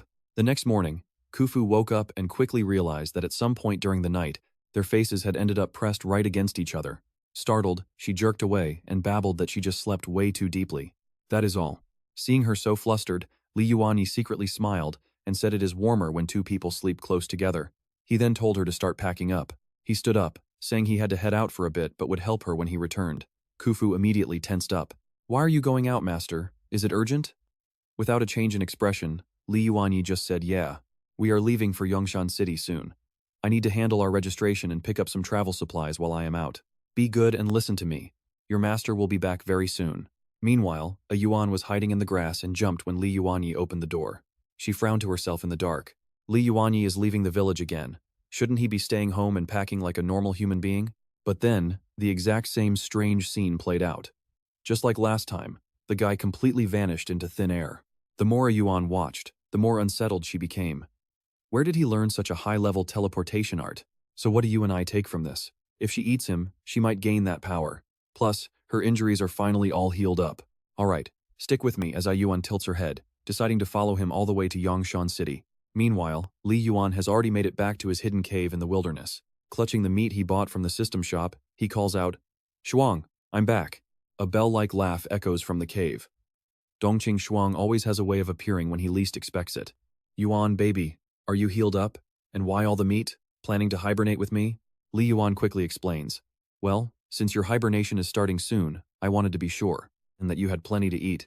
Besides, I'm from the wolf clan, we don't do winter naps. I missed you, but my wounds are still bad. I need to head out for treatment. Dongqing Shuang hums softly, but a second later, a realization strikes her like a bolt. But hold on, her eyes sharpen. Where exactly do you think you're going? Li Yuan hoped he could just bluff his way out, but she is way more observant than expected. With no other choice, he turns on the charm, letting out a heavy, devoted sigh. I'm leaving now, so the first thing you see when you wake up is a healthy me. I've already sworn to your face that I will never ever abandon you. Her expression dims as she whispers, but I'm still scared. Li's heart melts instantly. I know, Shuang. You've had it rough. Not trusting anyone is just your way of surviving. How could I blame you? The system detects her affection is rising once more. Host, her heart is almost full. Keep it up. Li Yuan doubles down on the comfort. I'm just an ordinary man now, but to break your dark tribe curse, I'll become unstoppable. He promises to give her a stable life as the system cheers him on from the sidelines. If you ever need me, I'll be there. We share a spiritual bond now, after all. You can feel it, right? He whispers, leaning into the deep connection between them. And just like that ding, you and I just watched her affection bar max out completely. The system offers a warning. Don't get cocky. This villainess is dangerously insecure and clingy. Those pink stars look good now, but they can turn stone-cold gray in a heartbeat. Li Yuan remains silent in frustration. To finish this mission, he really has tossed away his shame. Suddenly, Dongqing Shuang's expression shifts into something that feels, well, very, very wrong. At first, Li doesn't get it. Then he realizes exactly what she is about to do to him. He screams for a savior, but manages to return home in one piece. It's clear that Khufu has already been busy packing up most of their travel gear. Li drops the rations on the table and gently fixes her messy braid with a fond smile. Honestly, look at you. You've been so busy, your hair is a total disaster. To his shock, Khufu's gaze softens before she suddenly throws herself into his arms. Master, don't be so kind. I'm afraid. I'm afraid I'll really fall for you. Before their departure, the elder personally escorts Li all the way to the village entrance. Seeing the old man's genuine sadness, Li feels a surge of warmth and hugs Uncle Shu tight. Uncle Shu shoves him away, grumbling, "You're a man, why are you acting so sentimental? But listen, if things get too tough out there, just know you can always come home. There will always be a warm bowl of rice waiting here for you, kid." Khufu is touched, noting that without Uncle Shu's secret protection, Master might not have survived. 2 days later, they reach a mystical forest where glowing paths wind through the ancient trees. They eventually find a waterfall where the spring water sings a bright, lively tune. Taking in the breathtaking scenery, Li suggests they take a break and rest for a while. "Let's stop here. Khufu, go wash up while I head into the woods for firewood." Khufu immediately protests, insisting it's her job. "But trust me, things are about to get even wilder. Let's dive into this." Li Yuanyi tells Khufu to stop seeing herself as a slave, because from now on, they are family. The moment she hears that, Khufu's cheeks flush bright red and she can't stop a smile from tugging at her lips. Li Yuanyi gives her a small, encouraging smile. Go on, he already checked the area, and they're completely alone. That simple bit of thoughtfulness makes Khufu blush all the way from her neck to the tips of her toes. Even Doing can't help but marvel, noting that no matter what the host does, the little fox's affection just keeps climbing. Li Yuanyi tries to act casual, but then he suddenly stops and starts to frown. Something about this forest feels off. The vegetation here is way too thick and dense. Before he realizes it, strange vines have already crept soundlessly toward his feet, while Doing warns him about a villain named Ruan Lingzhu. She's from the Forest Clan and lives in an environment exactly like this one. Li Yuanyi's scalp goes numb instantly. Looking at the coordinates, they've walked right into her territory. But by then, it's too late. Now watch closely as Li Yuanyi gets tied up from head to toe in an instant. He's hoisted upside down on a tree like a wrapped rice dumpling. And Doing can't do much to help. The system warns him that Ruan Lingsu is a sucker for a pretty face, but she's totally black-hearted underneath. Li Yuanyi is speechless. If she doesn't fall for him, does that mean his looks just don't make the cut? Thinking about it, that actually seems like a real possibility. After all, the real male lead is a legendary handsome guy. As for Li Yuanyi, he's a 9.9 at best, assuming the scale only goes to 10. Just then, a pair of bare feet steps into view beneath a green dress, and an absolutely stunning beauty reveals her face. She looks him up and down with a smirk, calling him a young wolf clansman. This forest has been quiet for ages, and she hasn't run into a living creature in a long time. Doing immediately whispers a warning directly into his ear. According to the story, Ruan Lingzhu's true body was sealed away, So the woman standing here now is likely just an avatar. When she asks for his name, Li Yuanyi's heart jumps. Maybe there's still a chance to talk his way out of this. He quickly introduces himself as Li Yuanyi, but she just leans in, sniffs him, and murmurs that he smells nice. She says he'd probably taste good, and he's totally short-circuiting. You and I would be panicking too, right? He wonders if this woman is insane, but luckily, Khufu's anxious voice starts calling out for him from the distance. Ruan Lingsu seems to notice the girl immediately. In the next instant, she dissolves into light, leaving behind a teasing promise to come find him later. The vines loosen, and Li Yuanyi finally drops to the ground just as a panicked Khufu finds him. After hearing what happened, Khufu grows even more nervous and hurries over to help him to his feet. Master. The aura here is far too cold and oppressive. We can't stay here another second. They rush out of the forest and, not long after, Li Yuanyi and Khufu finally make it to Yangshan City. Since he hasn't left his village since transmigrating into the book, the sight of the bustling city leaves him genuinely stunned. Khufu, however, only grows quiet. A trace of loneliness fills her eyes as she remembers how her own hometown used to be even bigger. Seeing that, Li Yuanyi reaches out and gently rubs her head, promising to help her rebuild her homeland one day. In the original story, Khufu was supposed to rebuild the Fox clan with the help of the real male lead. That thought makes Li Yuanyi bristle with competition. Whatever that guy could do, he'll do even better. Khufu looks at him in confusion, wondering how her master knows so much about what she's been through. Li Yuanyi's heart jumps. He's gotten carried away and nearly said way too much. He quickly changes the subject, saying he was awful before, but now he understands just how hard things have been for her.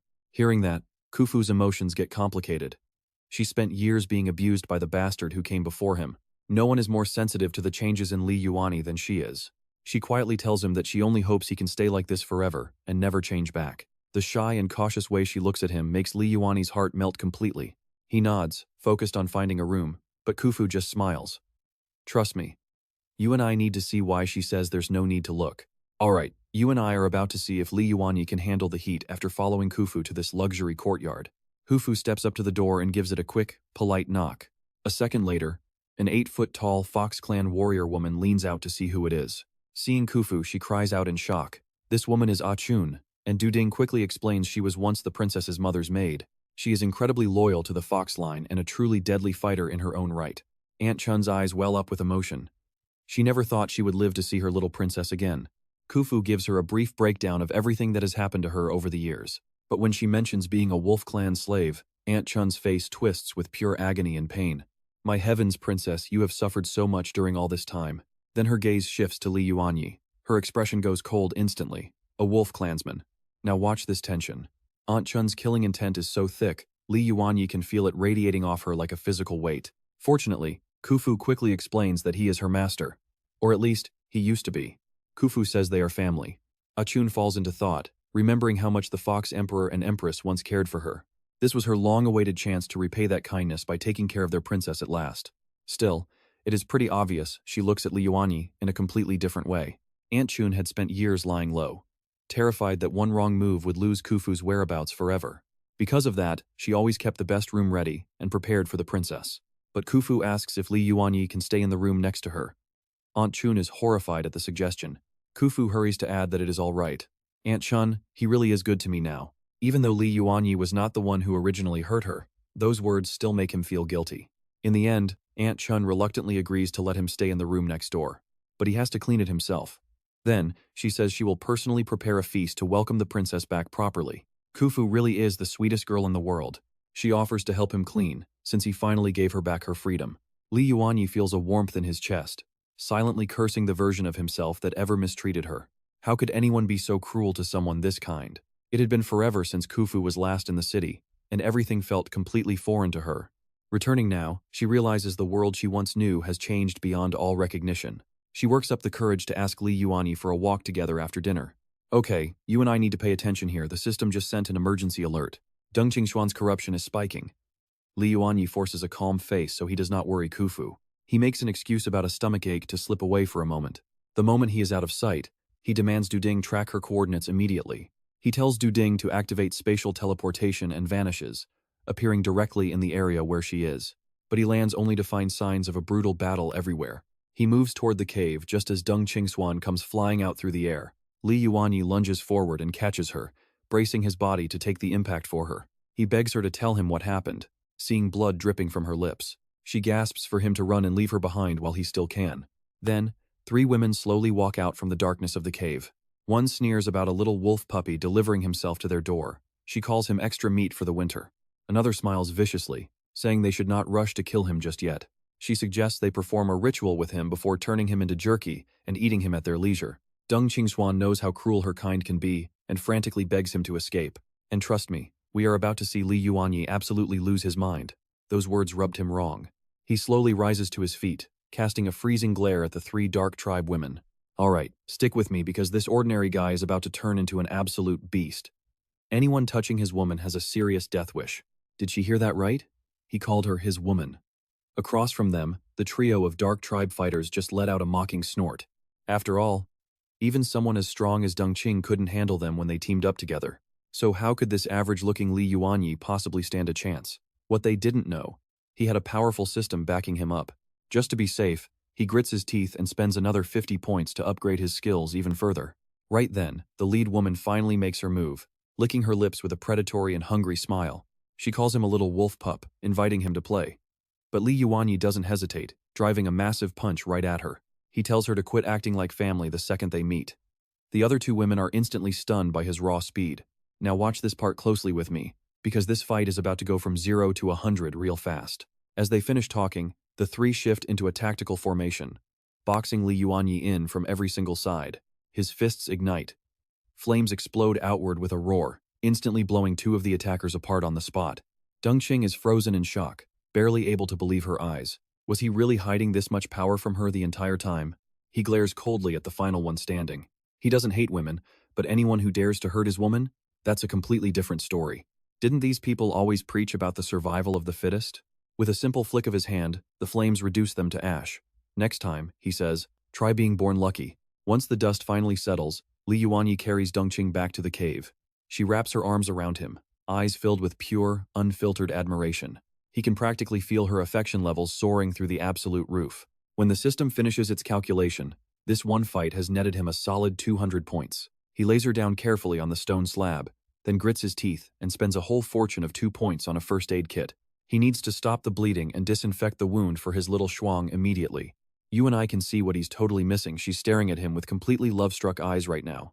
Suddenly, she makes her move, wrapping her arms around him so tightly that he actually has to struggle just to pry her off of him.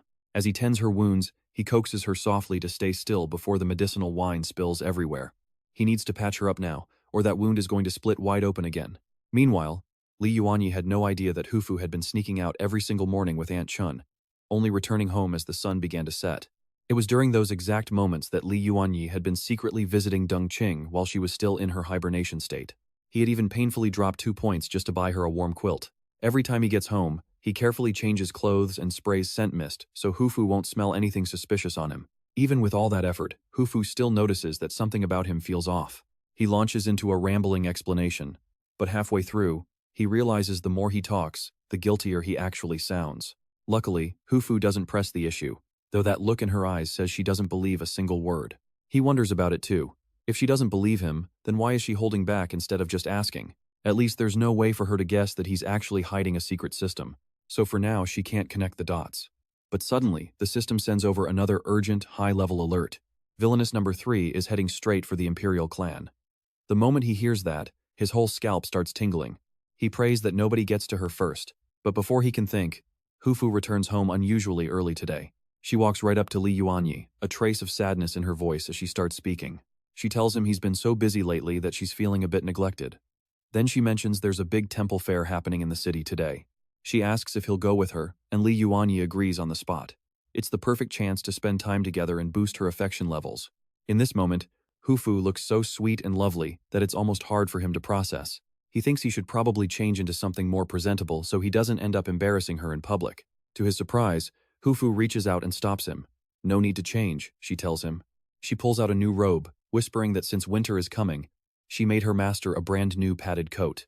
Trust me, you and I can feel his guilt here. She was working late every single night just to make him this coat, and he feels like a total jerk. In a low voice, he whispered, "I'm sorry, Khufu.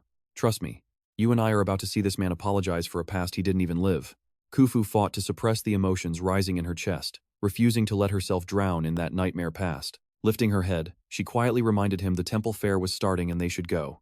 Thinking about how this poor little fox had never been treated right, and how she gave her whole heart for just a tiny bit of kindness, Li Yuan felt his heart soften.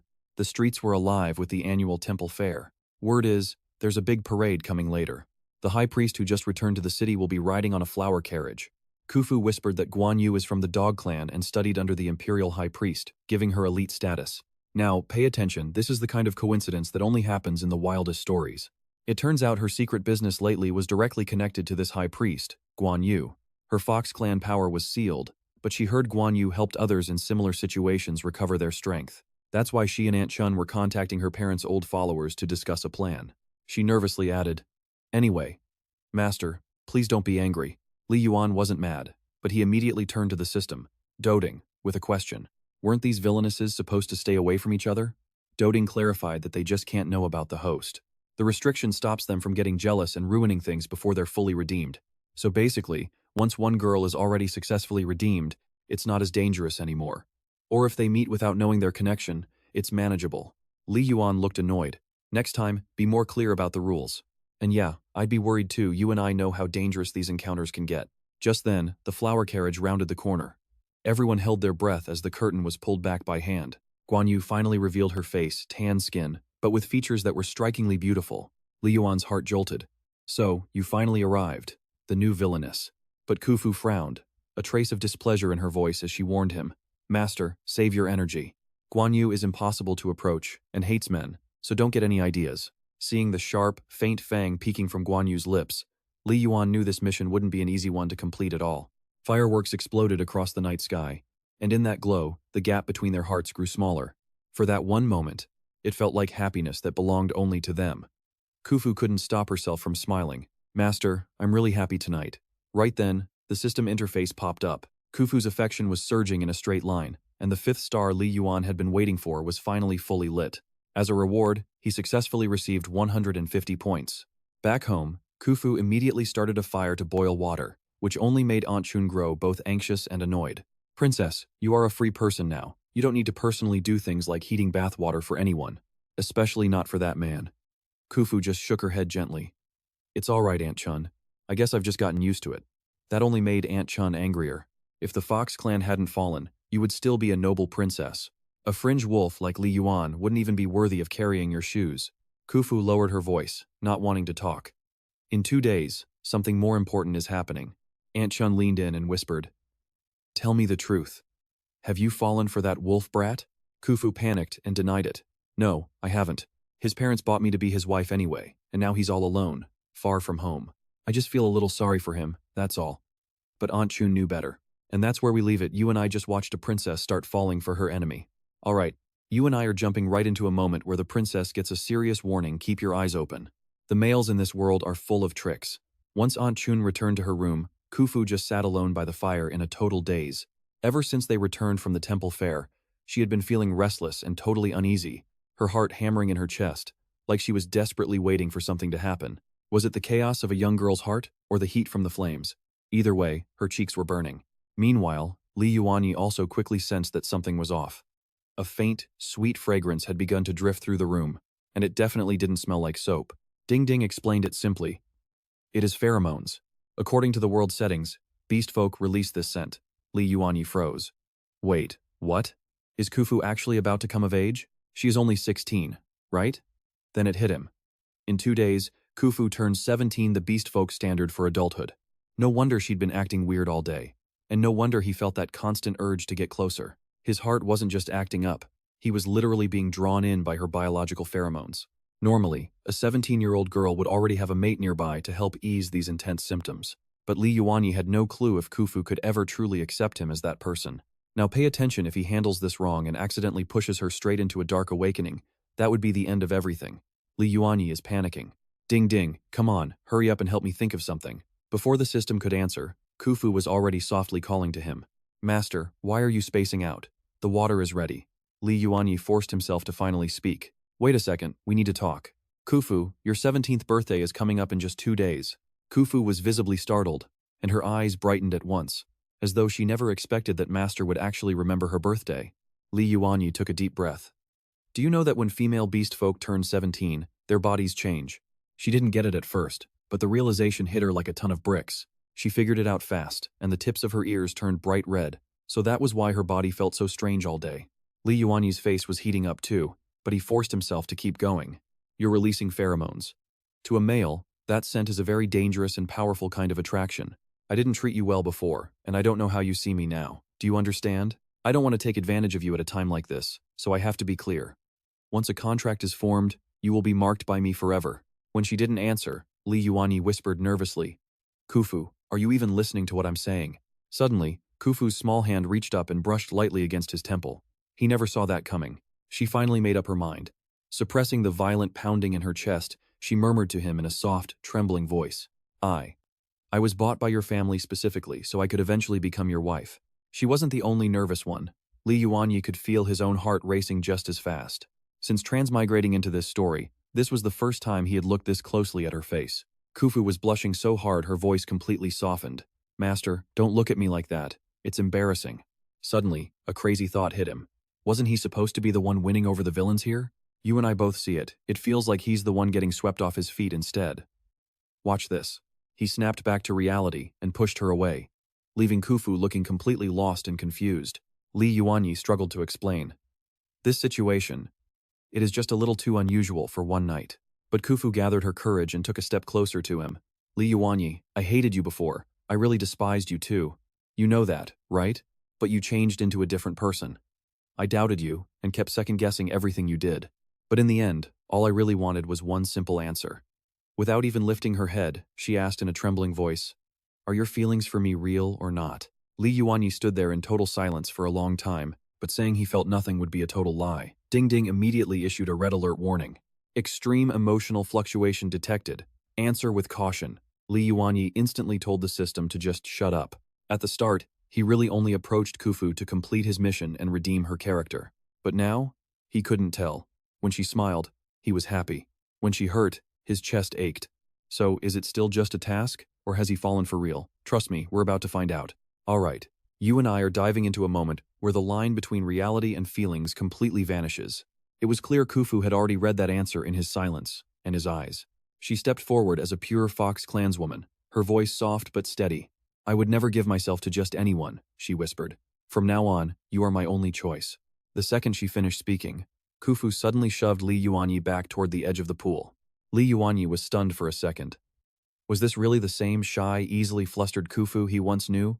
Moonlight and rippling water wove together into a romantic scene meant only for the two of them.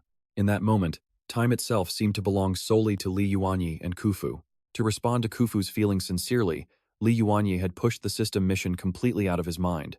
For once, he wanted to be himself, not just a transmigrator. Then, doubting suddenly delivered some incredible news. Congratulations, host. Khufu has been fully redeemed. You have been rewarded 1,000 points. The system leveled up twice, unlocking new store items. Meanwhile, far away, Shi Tianrui instantly felt something. A sharp pain twisted in his chest and his face paled. The main system issued an immediate warning. Alert!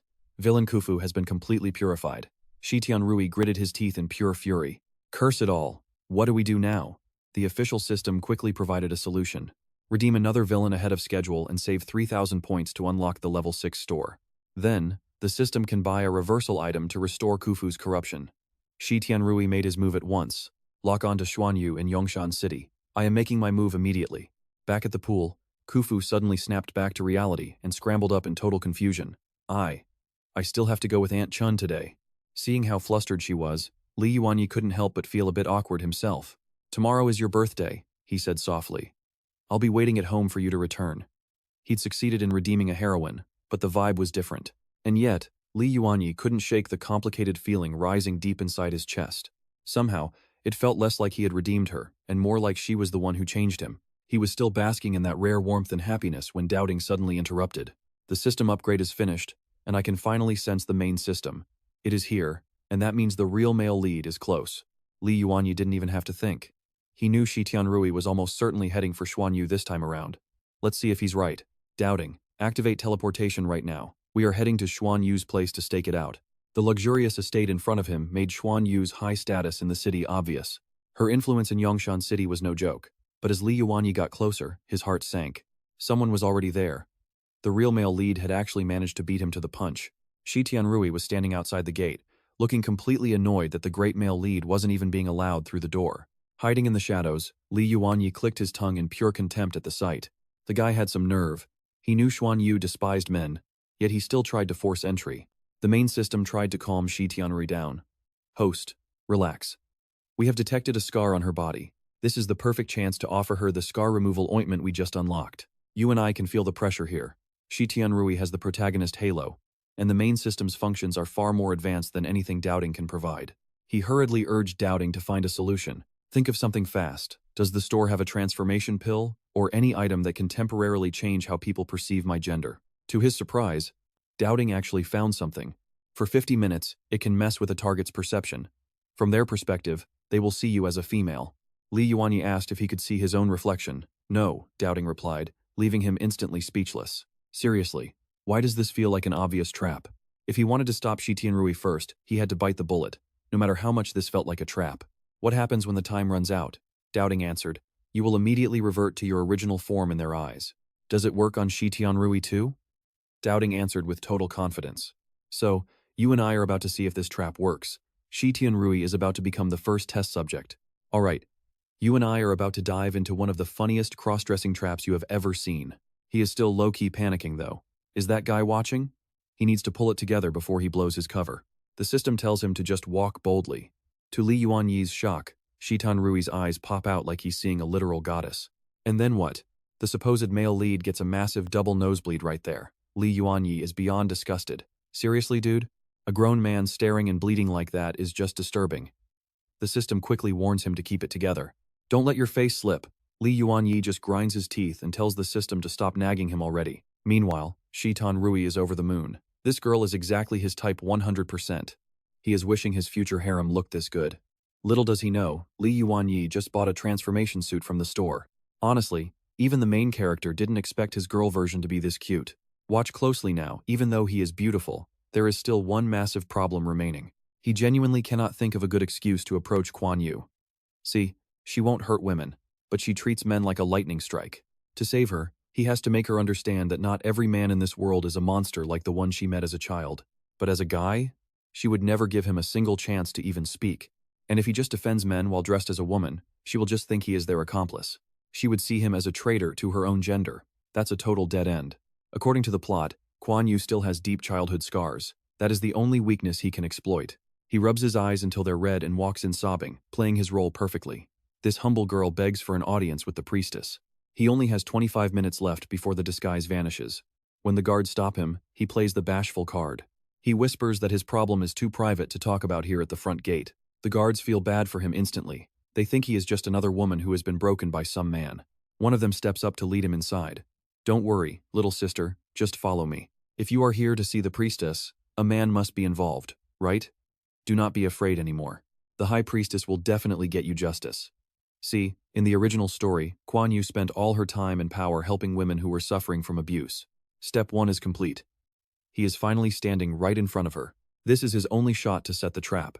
But he only has 20 minutes before his real form returns. Seeing Li Yuanyi looking so pathetic, Kuan Yu actually starts to feel a bit of sympathy for him. She even pours him a cup of tea, telling him to drink up to soothe his shaking throat. It turns out that toward women in pain, Kuan Yu is actually incredibly kind and gentle. Let's pause for a second, because you and I need to hear the tragic reason why she hates men so much. It is truly heartbreaking. When she was tiny, her father abandoned her and her mother just to chase after more power. Her mother fell into a deep despair and passed away in less than a year, leaving her all alone. She wandered the streets until age 8, when a male ape clansman bought her like property. As she grew up, that man tried to do something disgusting to her. She fought him off desperately and barely managed to escape. Eventually, the Imperial High Priestess took her in as a student, saving her from that nightmare. That is why she is so cold today. Li Yuanyi snaps out of his thoughts when he hears her soft voice. You don't have to speak if you're not ready. Just drink your tea and find some peace for now. Li Yuanyi sighs. She is such a good person under all that armor. He is even more determined now to show her that the world isn't just full of villains and monsters. But the system is screaming at him. Time is running out fast, and he needs to make his move immediately. With no other choice, Li Yuanyi starts faking it with a heavy, dramatic sigh. To be honest, priestess, this whole matter involves one of my distant cousins. Immediately, her gaze turns sharp and dangerous. My cousin runs a small business and I wanted to work with him, but my family insists that a woman has no right to go out and make her own way. Now my father is trying to force me into a marriage with a man 20 years older than me. And that's where we leave it. Trust me, you and I are about to see this priestess go absolutely ballistic. Outrageous. You and I are witnessing a world where a father treats his daughter like trash. I won't let anyone force you into anything. After saying that, Guan Yu embraced and comforted him. Go home and talk to your father. If he won't listen, I'll personally step in for you.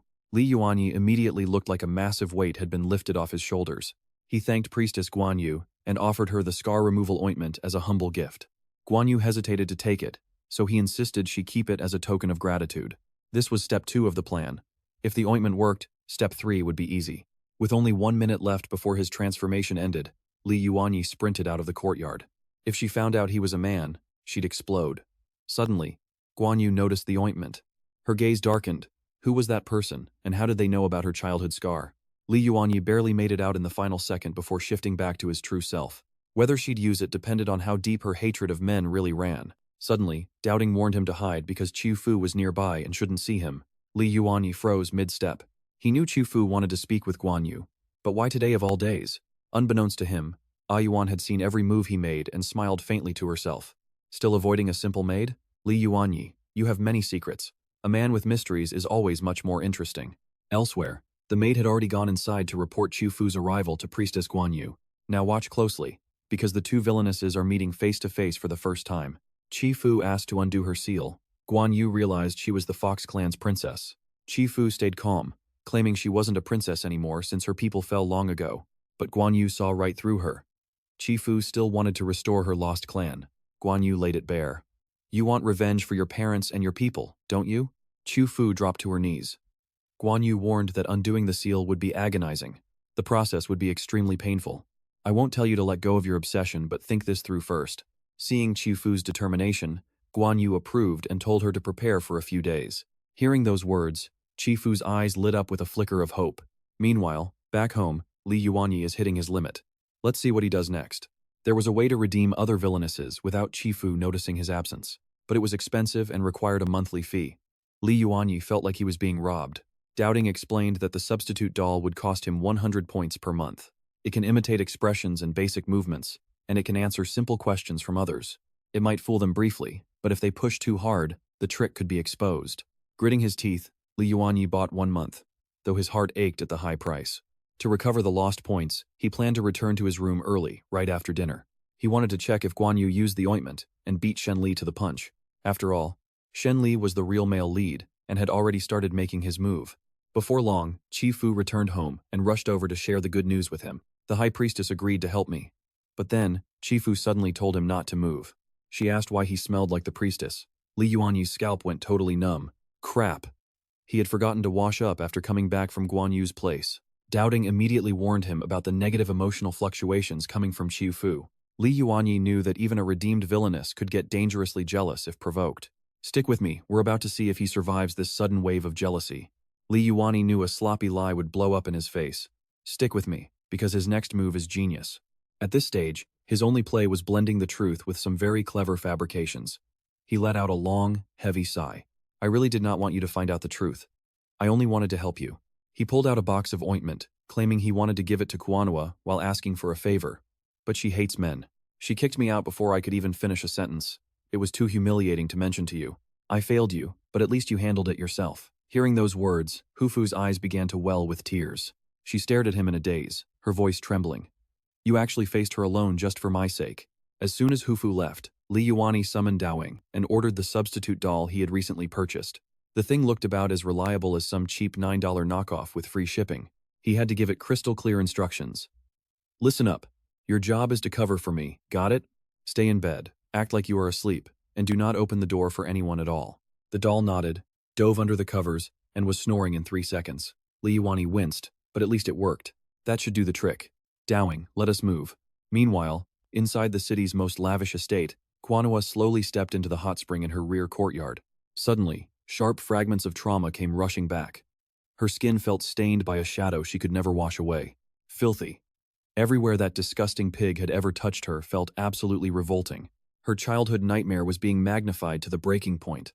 Kuanwa's body began to shake uncontrollably. He remained perched on the roof. Watch closely, because this is where things get dark. Dowing warned him that Quanhua's corruption was spiking. She was clearly drowning in her own painful, dark memories. Luckily, she was never actually violated. She had cut that man down right where he stood instead. But that trauma turned her disgust for men into something close to a dangerous obsession. Suddenly, something heavy splashed right next to her. Yuanyi nearly jumped out of his skin on the roof. Dowing's answer left him completely stunned. It was Rui, the actual hero of this entire story. Yuanyi was speechless. Was the real main character actually making a move right now, too? Rui exploded out of the water, cursing his luck. His teleportation item had way too much bounce. How did it launch him into her private bath? He had to escape before she saw his face clearly. But Quanhua just flicked her wrist, using spiritual power to lock him firmly in place. Her gaze was freezing and her voice was even colder. A man? Do you have any idea where you have just stepped? Rui panicked. I was just passing by, Quanhua laughed coldly. Passing by?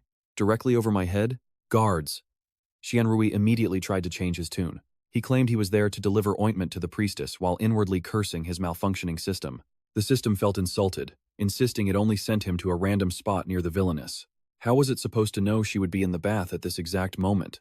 Quanhua did not care about his excuses. Seize him! Rui did not hesitate and slammed his teleport button. He vanished in a blink. You and I both knew this hero was a disaster. Her face darkened as she barked out a cold order. Security is to be tightened immediately. Any man who enters without my permission will be thrown straight into the dungeon. No exceptions. High above on the roof, Yuanyi's head started to throb. He was absolutely floored by this. He could not grasp what Rui was thinking. This guy is supposed to be the actual hero. Yuanyi was not some novel expert, but even he knew how these stories usually go.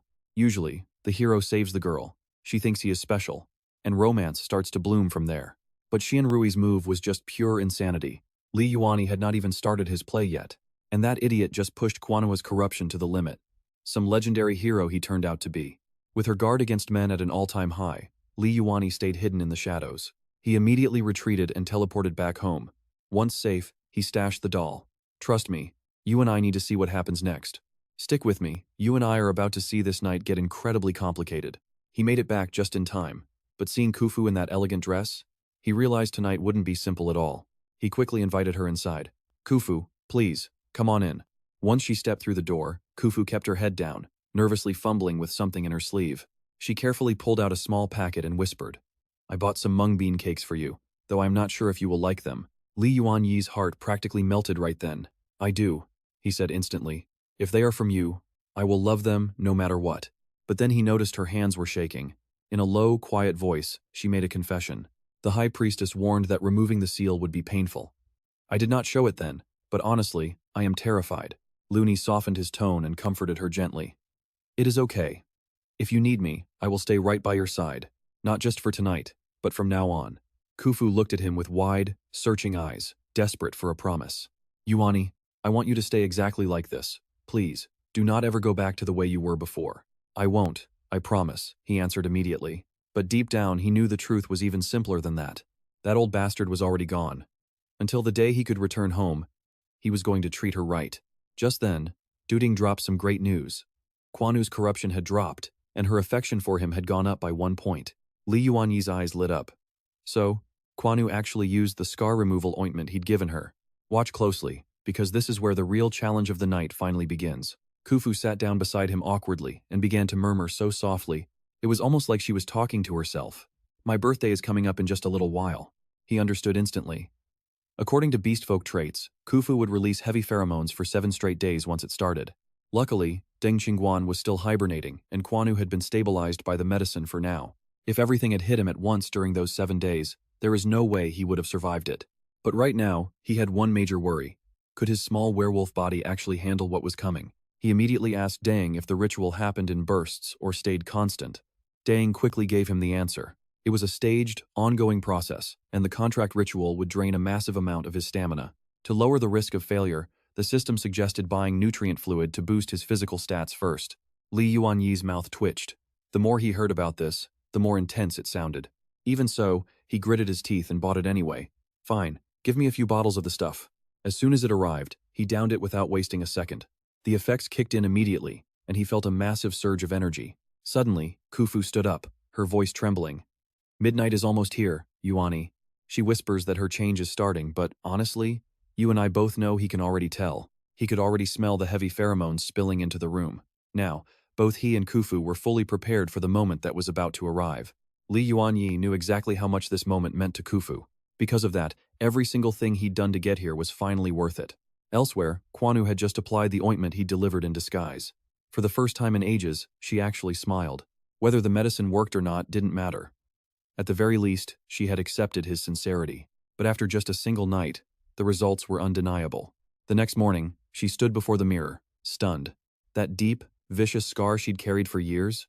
It was actually starting to fade. "This ointment is incredible," she whispered. A second later, she shouted for her guards to get inside immediately. Meanwhile, Liu was woken up by Dotting screaming the good news at him. Kwanu's affection had jumped by 5, and the points were already in his account. He realized what happened instantly. The scar must have faded already. But judging by the points, she'd probably only used a tiny amount last night. Still, it was the perfect start. Once the first step worked, the rest was going to be easy. At this rate, she was probably already sending people out to track him down. And sure enough, that was exactly what was happening back at the palace. Her men searched the city but found nothing, assuming she'd already fled. "Trust me, you and I are going to want to see how this hunt ends. Alright, you and I are diving back in as our priestess wonders if that mysterious girl simply vanished into thin air." But thinking back to that fiery, proud attitude from yesterday, Guan Yu could not help but let a small smile escape. A woman with that much spirit is hard to find. If she really is gone, Guan Yu will not force the matter. Suddenly, a sharp thought crossed her mind, and she froze right in the middle of her own reflection. "Wait, take this to the market and start asking around. Find out if anyone is selling this specific scar ointment." Elsewhere, Doubting was basically treating Li Yuanyi like a god. It excitedly reported that everyone in town was talking about the high priestess searching for that girl. Then it eagerly asked when he planned to pull the trigger on the next step. Now pay attention here, Li Yuanyi is playing the long game, waiting for Guan Yu to get desperate before he chooses to show his face. Doubting was still nervous that Guan Yu might come up empty-handed and just give up on the search entirely. But Li Yuanyi saw the truth. Those scars were a mark of shame she had been desperate to erase forever. Now that the ointment was actually showing results, there was no way she would let this chance slip through her fingers. A woman like Guan Yu never quits once she has a goal. Nearby, Shui Fu could only watch him with a helpless look. Yuanyi was talking to the air again. He had always been strange like that. Finally, she took a deep breath and spoke seriously. She had already worked everything out with Aunt Chun. Once the ritual ended in a few days, she would go to Guan Yu to have the seal removed. Until that happened, though, Li Yuanyi would probably have a pretty rough time. Li Yuanyi just grinned and leaned in. "A rough time? That is up to you. One word from you and I am yours completely." Shui Fu's face turned beet red instantly, her voice trembling as she reminded him that Aunt Chun was still right there. "You cannot just say things like that." Seeing her get flustered like that made Li Yuanyi's heart melt into a puddle of mush. How could she be this adorable? The only problem was, he accidentally said that thought out loud, too. Shui Fu blushed even harder. Li Yuanyi realized he had slipped up. But honestly, he was just telling the absolute truth. His little fox was just too beautiful for words. After a quiet moment, Shui Fu lowered her voice and spoke softly. "Stick with me, because this is where the plot shifts," she says. Once her powers return, she cannot stay by his side anymore. The second he heard that, Li Yuanyi remembered the original storyline from the novel he had read. Once Shui Fu got her strength back, she was supposed to go find the traitors who ruined her family. Thinking of that, Li Yuanyi just nodded obediently and promised to be her strongest support through everything that was coming. But as he said it, he could not help feeling like a lonely housewife waiting at home while his wife went to war. With her ears still red, Shui Fu quietly asked if yesterday had been hard on him. Li Yuanyi was not about to look weak, so he acted tough. No big deal. He could handle it just fine. Suddenly, Shui Fu leaned in and gave his forehead a playful little bite. Her lips curled into a sweet smile as she whispered his name. "Thank you, Yuanyi."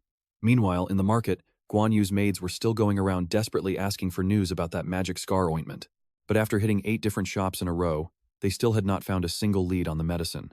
One maid muttered that if any other team had found something, they surely would have signaled them by now. But the high priestess was dead serious about this. No matter what, they had to bring that ointment back to her. Hiding in the shadows, another observer named Shitan Ri was getting more and more confused by everything he was seeing. He had been following them all day, watching them search for a girl and a medicine. At this point, he only had one thought left.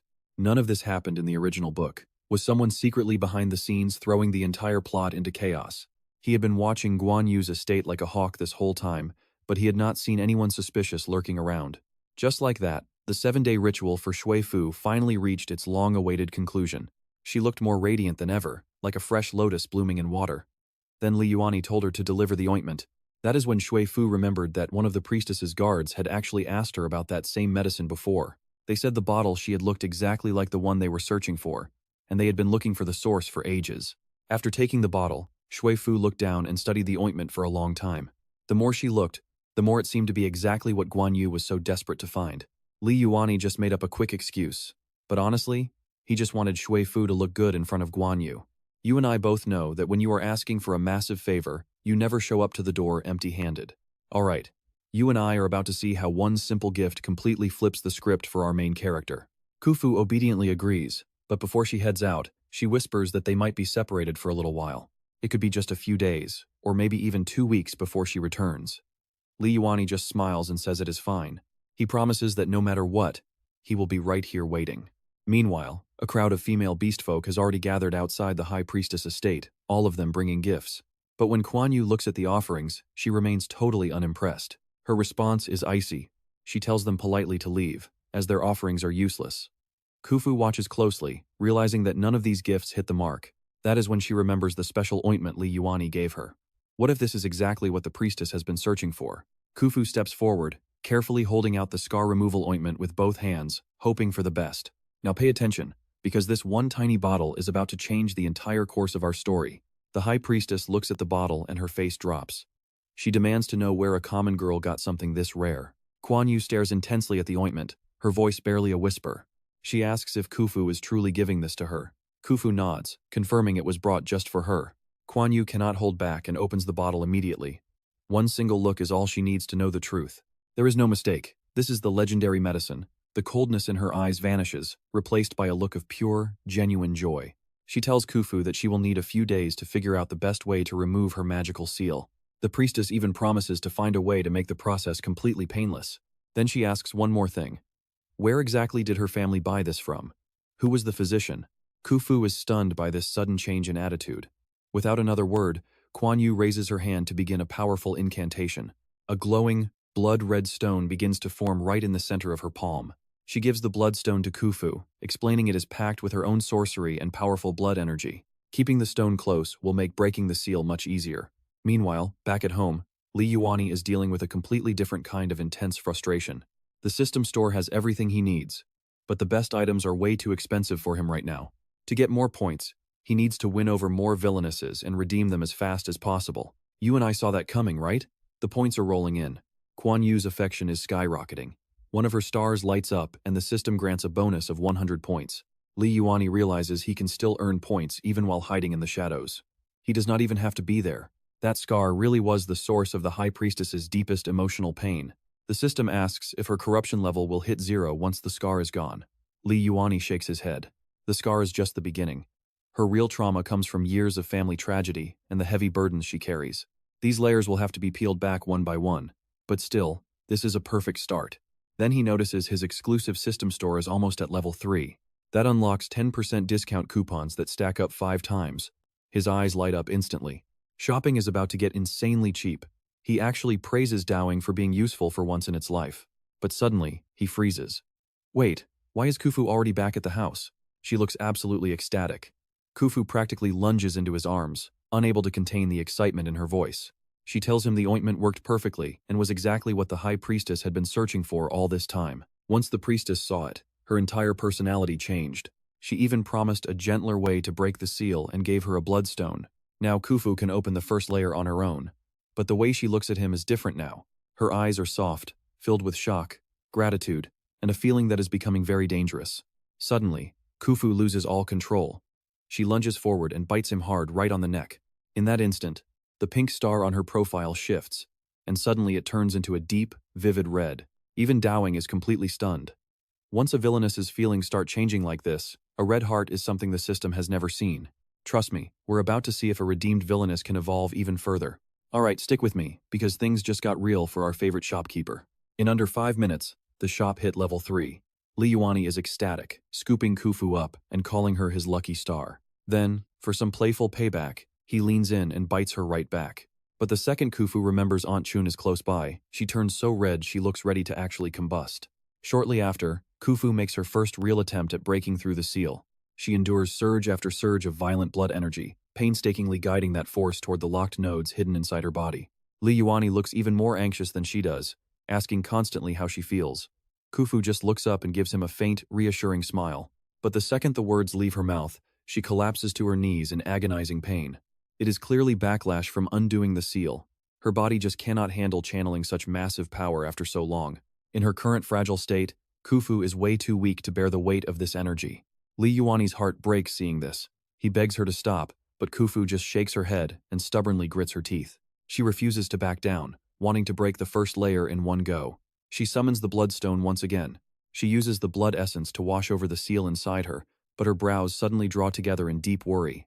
In an instant, the energy just vanishes. Confused, Khufu stares at the bloodstone and wonders why it suddenly stopped working. Now watch this part carefully. Yuanyi's heart immediately tightens, and his first thought is to ask Manhwa for help. But Khufu explains the stone is not the problem. She was just too impatient and missed the flow of the sorcery inside it. Since the High Priestess is already working on a better method, Khufu does not want to bother her yet. Yuanyi is left wondering what their next move should be. Khufu decides to enter seclusion for 3 days to calm and rebalance the blood energy in her body before trying again. For those 3 days, she has to avoid meat and skip normal meals. Yuanyi agrees instantly. He tells her to focus while he handles the house, but Khufu leans in with blushing cheeks. Also, she is worried the High Priestess might come by looking for that special ointment. She asks him to pass a message if he hears from that traveling doctor, knowing there is probably much more she will need to trouble him with later. Yuanyi's heart softens instantly.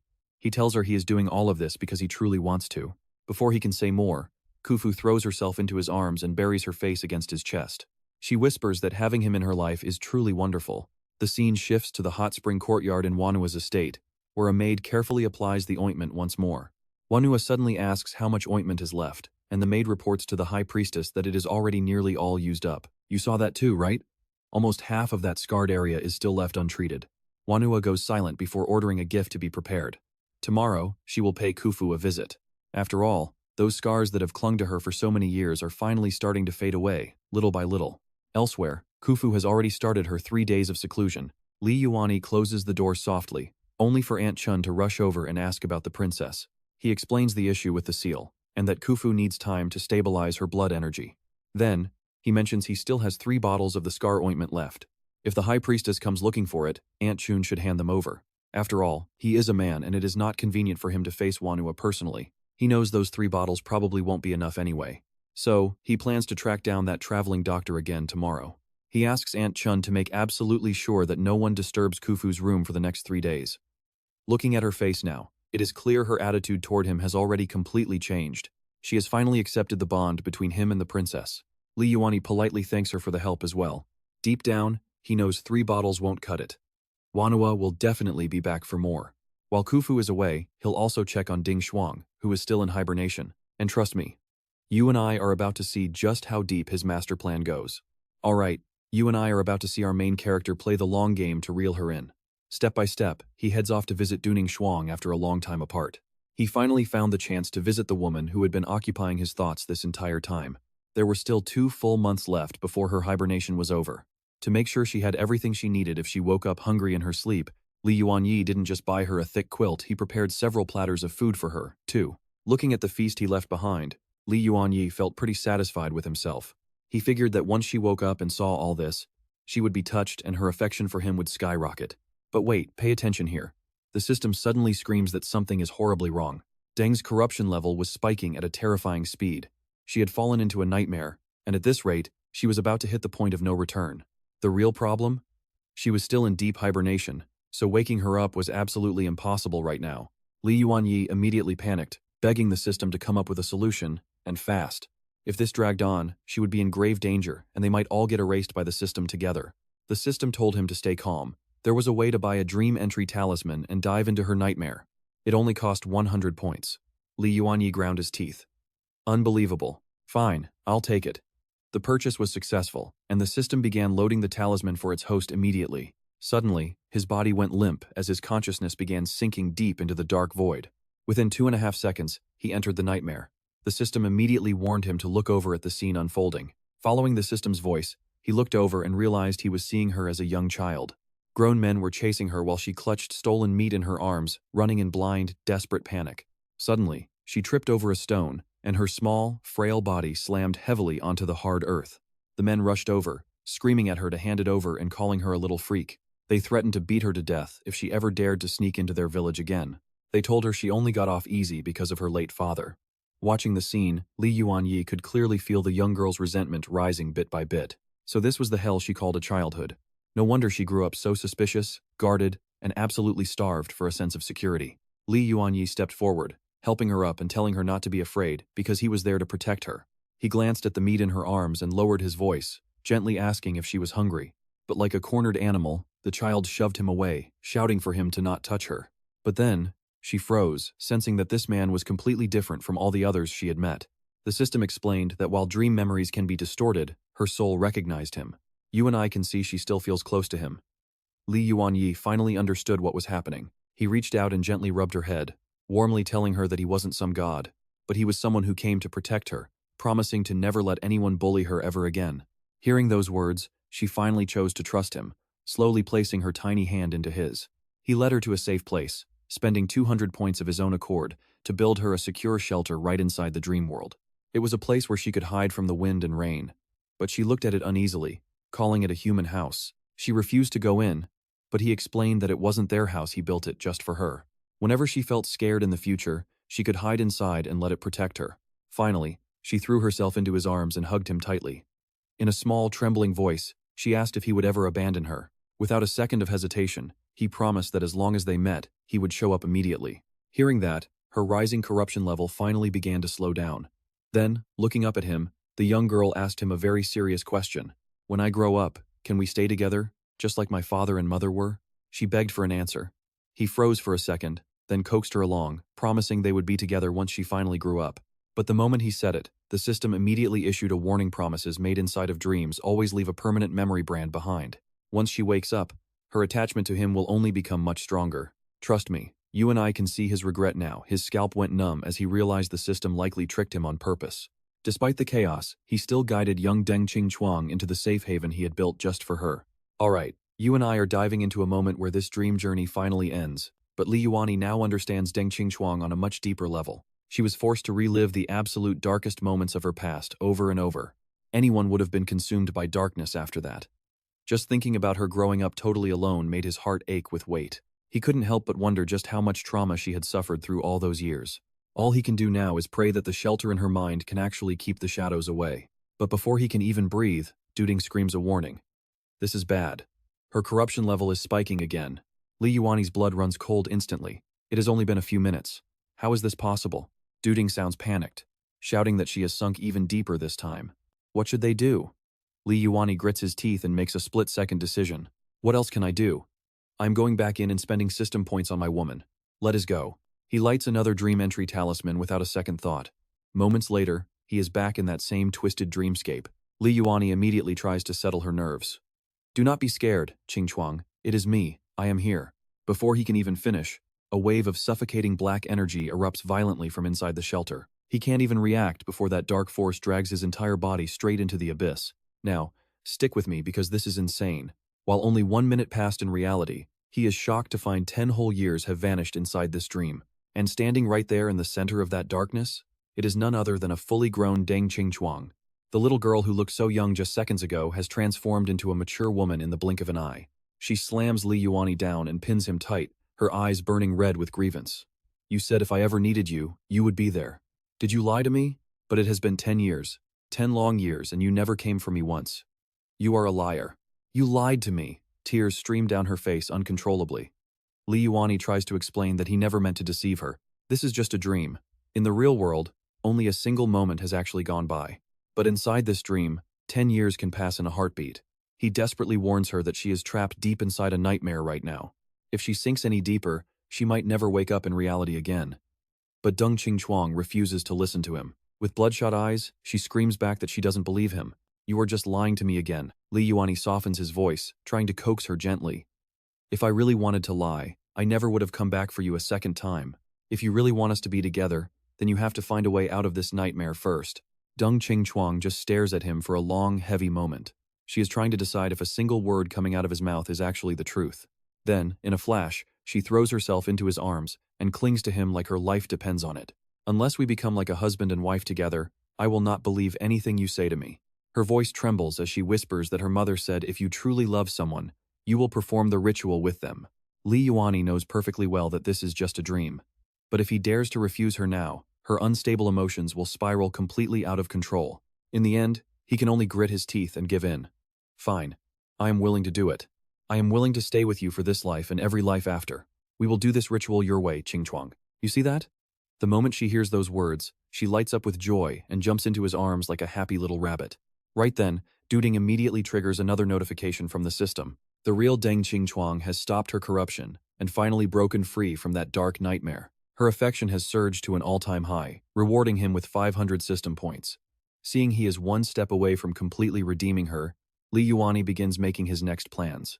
While Deng Qingchuang is still in hibernation and Chufu is busy with 3 days of closed-door cultivation, he decides to take this chance to find Ru Linggu. The original novel only mentioned that her seal was incredibly difficult for anyone to break, but the actual process for doing it was written in a frustratingly vague way. So, Li Yuanyi's plan is to find the Forest Clan High Priestess who sealed her and uncover the truth. Duding responds immediately that the target coordinates are already locked and loaded. Teleportation is ready, and the host should brace himself. Soon, Li Yuanyi follows Duding deep into Forest Clan territory. The moment he arrives, Duding delivers some good news. Ru Lingju's affection level has just gone up. By 0.5, Li Yuanyi is speechless. Only half a point? But you and I know he will figure this out. Alright, you and I are about to see how this ointment play pays off for Trinu. As those scars slowly faded away, her affection for him was naturally climbing too. Before he could think, Doubting suddenly warned him that someone was closing in fast. This forest was thick with life, doubling the perception of the Forest Clan. Doubting added that Ruan Linghu was easily their most talented member. With trees everywhere within 10 miles, she basically had 1,000 eyes watching him. Hearing that, Li Yuanyi instantly slowed his breathing. He was certain of one thing. There was a massive chance Ruan Linghu noticed him the second he arrived. If that was true, he only had one move left in his pocket. If the enemy stays still, he stays still. Li Yuanyi decided his priority today was just scouting the whole situation out. If he got caught, he would just improvise. Suddenly, his luck ran out as he jinxed himself. Someone stopped him cold, demanding to know who he was and why he was sneaking around. Li Yuanyi reacted instantly, weaving a fake cover story together. He claimed to be a merchant from the werewolf tribes, but they weren't buying it. They snapped back, asking, "A traveling merchant? Then where is your cargo?" Li Yuanyi tried his best to make his eyes look as innocent as possible. He seriously replied that all his goods were hidden back at his temporary rest stop. Now watch closely, Li Yuanyi planned ahead and hid a fake stash in a nearby cave. He kept the lie rolling, telling them they were free to go inspect the cave and check the goods for themselves if they doubted him. He was soon escorted to the largest tree hollow in the settlement, while a thin vine quietly trailed behind him from the dark shadows. But the second it approached the dwelling, it slammed into a barrier and was forcibly blocked from entering. Ruan Linghu, on the other end of that spiritual link, immediately felt exactly what happened. She was visibly annoyed, never expecting that her consciousness would be completely unable to follow them into the treehouse. Inside the main hall of the tree dwelling sat the Forest Clan's powerful high priestess. She calmly asked what this young werewolf had done. Before the guards could speak, Li Yuanyi cut in with a fake, harmless smile. "I only heard rumors that your tribe sealed away a very powerful young woman. I was just curious while passing by." The moment he said that, the high priestess' expression shifted into one of pure shock. She was clearly rattled and instantly demanded to know exactly where he had heard such a rumor. Li Yuanyi, however, acted even more shocked than her, casually claiming the rumor had spread across the world long ago. "You and I both know he is a master manipulator." The high priestess didn't believe a word, but she stayed composed. She ordered the guards to take Li Yuanyi away and keep him under heavy guard. At dawn, she'd verify his identity herself. Once locked up, Li Yuanyi immediately told Doubting to bring out the substitute doll. The second Doubting saw that look on his face, it knew he was up to no good again. The only problem was Doubting hadn't figured out the scheme yet. So, Li Yuanyi lowered his voice and started to explain. He intentionally mentioned the secret was already spreading outside for a very specific reason. That meant the high priestess would probably go out in person to verify if the rumors were actually true.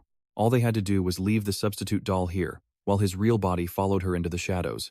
As soon as he finished, Doubting activated teleportation and sent Li Yuanyi's real body straight to where the priestess was. Li Yuanyi almost wanted to applaud his own genius. Sure enough, the high priestess had truly slipped out in secret. Seeing her go, he immediately asked Doubting if the system shop sold any kind of invisibility cloak. Doubting answered quickly. They had one, but it would cost him 500 points to buy. Li Yuanyi almost twitched at the price, complaining that it was way too expensive for a simple cloak. Daoding sounded offended, pointing out the item was reusable. Use it a few times and it basically pays for itself. Besides, he had never asked before. Li Yuanyi couldn't be bothered to argue about the price any longer. He threw on the cloak and told Daoding to follow. Soon, he watched 3 figures enter a massive ancient tree. Silver lines coiled around the trunk, giving the entire tree a deeply eerie and mysterious vibe. Li Yuanyi's heart sank. Could Ruan Linghu's true body actually be sealed away deep inside this ancient tree? As the priestess calls for Lingshu, you and I are going to want to see what happens next. You and I are about to watch a legendary sealed beauty wake up as glowing sparks erupt and weave together like spiritual serpents to surround the priestess. But to Lei Yuani's shock, one of those glowing vines suddenly drifted straight toward his hidden position. He froze on the spot. He was wearing an invisibility cloak, and yet she could still detect him perfectly. As the vines slowly began winding up along his clothes, Lei Yuanyi did not even dare to breathe. At a tense moment like this, making even a single sound meant instant death. By now, even Lei Yuanyi had to admit that his little scheme earlier was a pretty dirty move. Suddenly, a breathtaking figure appeared. The girl stood before the ancient tree, her skin shimmering with a translucent, jade-green glow. Ruan Lingju lifted her gaze toward the priestess, her voice dripping with pure impatience. "What do you want with me?"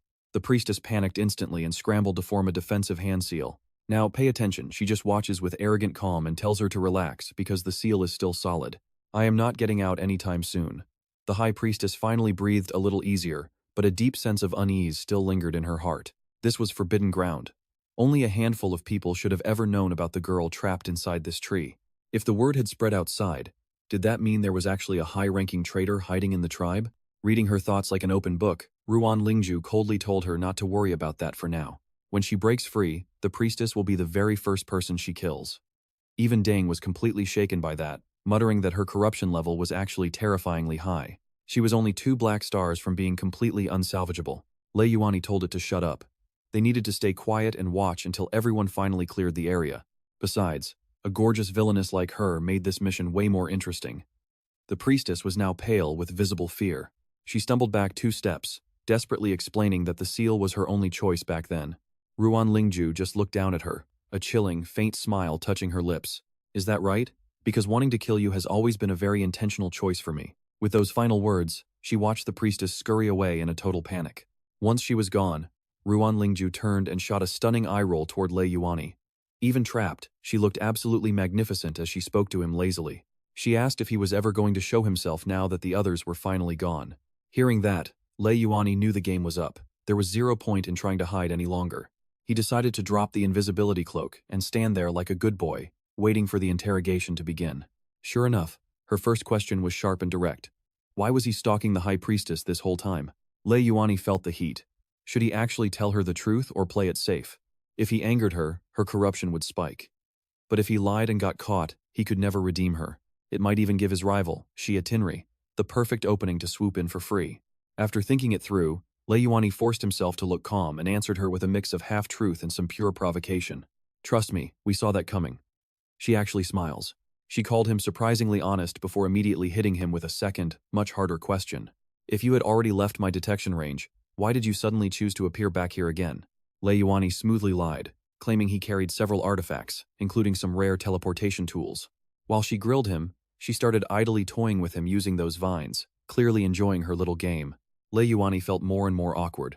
Then, out of nowhere, she got straight to the point. She asked if he was interested in her, and if that little fox girl he was with knew about this. The vines brushed against him lightly, making his entire body go rigid with tension. He could only stammer out that she did not know. Ruan Lingju smiled, her eyes full of mischief. "I see. So you want to sneak around behind your fox and taste something on the side?" He felt a massive headache coming on. How was he supposed to respond to a question like that? He could not just admit he was there to win her over, so he held his ground. "Why would I sneak?" Ruan Lingju laughed, clearly entertained by his bold answer. She called him a truly honest man. "Trust me, you and I need to see what happens next, because she just declared that he belongs only to her. If she loves someone else, she will just delete them first." Stick with me, Li Yuanyi is officially terrified. These villainesses are seriously getting more ruthless, one after another. Absolutely wild. But no matter what, Khufu was the first one by his side. Even if he gets tangled with Ruan Lingju later, he will never let her hurt Khufu.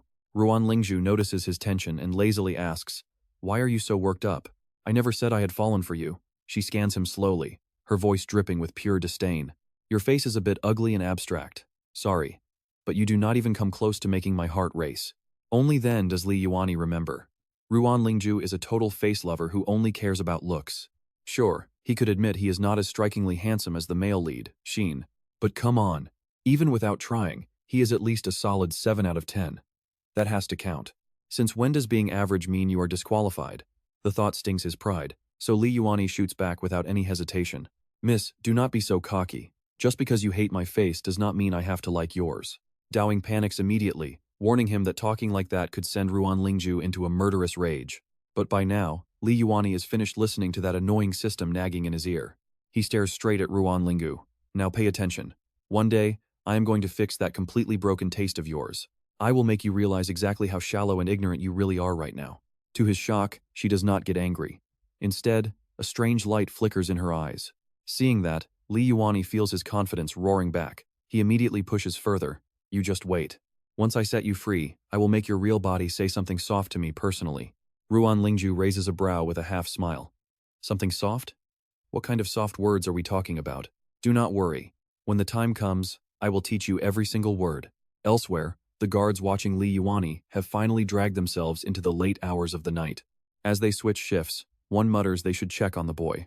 The kid has been locked up but still manages to eat and sleep like nothing is wrong. He is probably just some ordinary merchant. Otherwise, how could he possibly stay this calm under pressure? Meanwhile, Ruan Lingju finally realizes what Li Yuanyi was actually implying earlier. He was talking about breaking her seal. She lets out a cold laugh and waves him away. How annoying. Running into a boring guy like you at midnight. I am done. I am leaving. Li Yuanyi breathes a sigh of relief. At least he did not push her over the edge this time. Immediately after, he has Dowing activate the teleportation skill. At the same time, the substitute doll automatically vanishes, and the body on the couch returns to being his real one. With 2 days left, Li Yuanyi plans to sleep and recover. He needs to be in top shape to deal with the Forest Clan people coming later. The next day, thanks to his flawless acting, the village chief ultimately decides he really is just a traveling merchant, and finally agrees to let him sell his goods in the village. Li Yuanyi keeps up the act, pretending to be indifferent, while even making a show of leaving. He casually says he will be on his way. But right then, a voice from behind him calls for him to stop now. Li Yuanyi smiles. You and I know the fish finally took the bait. Sure enough, the high priestess cautiously asks if the rumors outside have really spread that far. Li Yuanyi nods, keeping his answer vague. He tells her if she does not believe him, she can always go check in Yongshan City. Then he helpfully adds that his words yesterday were probably a bit exaggerated. It is not like every person outside knows. Only a few people have actually heard there was such a thing. The high priestess starts to relax, but then Li Yuanyi suddenly shifts his tone. He casually mentions that he had also heard something about a massive, towering tree. Though he did not catch the details, that single line completely shatters the high priestess's composure. If the secret of the yin spirit tree leaked, then things are much worse than she ever imagined. She immediately turns and leaves without another word, sharply ordering the guards at the entrance to follow her at once. This exact moment was what Li Yuanyi had been waiting for all along. Trust me, you and I are about to uncover the original novel's biggest secret chamber.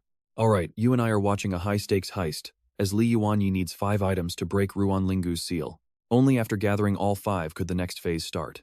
It wasn't long before Li Yuanyi spotted the priestess pressing a hidden mechanism. In the next second, the stone wall cracked open right down the middle, revealing a pitch-black secret passage. Li Yuanyi seized his chance and lunged forward. Just as the wall began sliding shut, he barely squeezed through and followed them inside. After trekking through the damp tunnel for what felt like an unknown stretch of time, the group finally reached a giant chamber, choked with massive tree roots. Suddenly, the high priestess pulled a talisman from her sleeve. The instant she lit the paper, a blinding brilliance exploded into life from deep within the tangled mess of those ancient roots. Looking incredibly focused and cautious, the high priestess reached slowly into the light vortex, only moving once she confirmed the spiritual energy inside was completely stable. She pulled her hand back and finally exhaled. In an instant, she wiped her traces and restored everything to its original state. Li Yuanyi stood there in speechless disbelief. He had to admit it. That old priestess had hidden the treasure insanely well. Dowing quickly pointed out the obvious. That talisman the priestess was carrying? It was the only key to opening that light vortex. Now pay attention, because if they want what is inside, they are going to have to steal it right now. Li Yuanyi didn't mind the theft. He was just trying to stop a villainess from fully corrupting and destroying the entire world. If the village chief knew the full story, she would probably understand why he was doing this. Suddenly, Dowing screamed a warning. Ruan Linggu's corruption level was skyrocketing again. and things were getting dangerous. Li Yuanyi was floored. How could it rise that fast? Without wasting another second, he ordered Dowing to trigger the teleportation skill immediately. In the next instant, he was standing back on the surface ground near the massive divine tree. He landed and immediately shouted at the seal, "Lingju, talk to me. What happened?" He truly could not make sense of it. The last time he visited, the seal was not reacting with even half this much violent force. Inside the seal, Ruan Lingju looked like she was on the verge of losing her mind, screaming the same words, "Let me out." Just looking at her made it obvious. This time, she had finally been pushed over the edge. Dowing could not explain the surge at first, but Li Yuanyi suddenly thought of a terrifying possibility. When the priestess accessed that divine stone earlier, the power of the seal must have loosened for a split second. You and I saw that coming, right? The suppression weakened, she went berserk, and then things got even worse. Another black star appeared over her head. Li Yuanyi's heart sank. Just one more, and she would turn into a full villainess. In that critical moment, he had no time left to hesitate. He ripped off his invisibility cloak and tried to calm her down. He shouted toward the barrier, "Lingu, trust me. I promise I will shatter this seal and get you out of there." But her condition did not improve at all. She was still roaring like a woman possessed, screaming for someone to let her out. Li Yuanyi failed to notice the vine shooting straight from her palm. Before he could react, it pierced right through his body. The moment the pain exploded through him, Li Yuanyi felt his entire world go numb. He never expected things to spiral this fast. He was not ready to die yet. He desperately shouted at Dowing to find a solution. If he died, Dowing was toast too. But instead of panicking, the system actually took the chance to recommend a product. It offered a revival pill from the store, for exactly 1,000 points per bottle. It promised an instant recovery.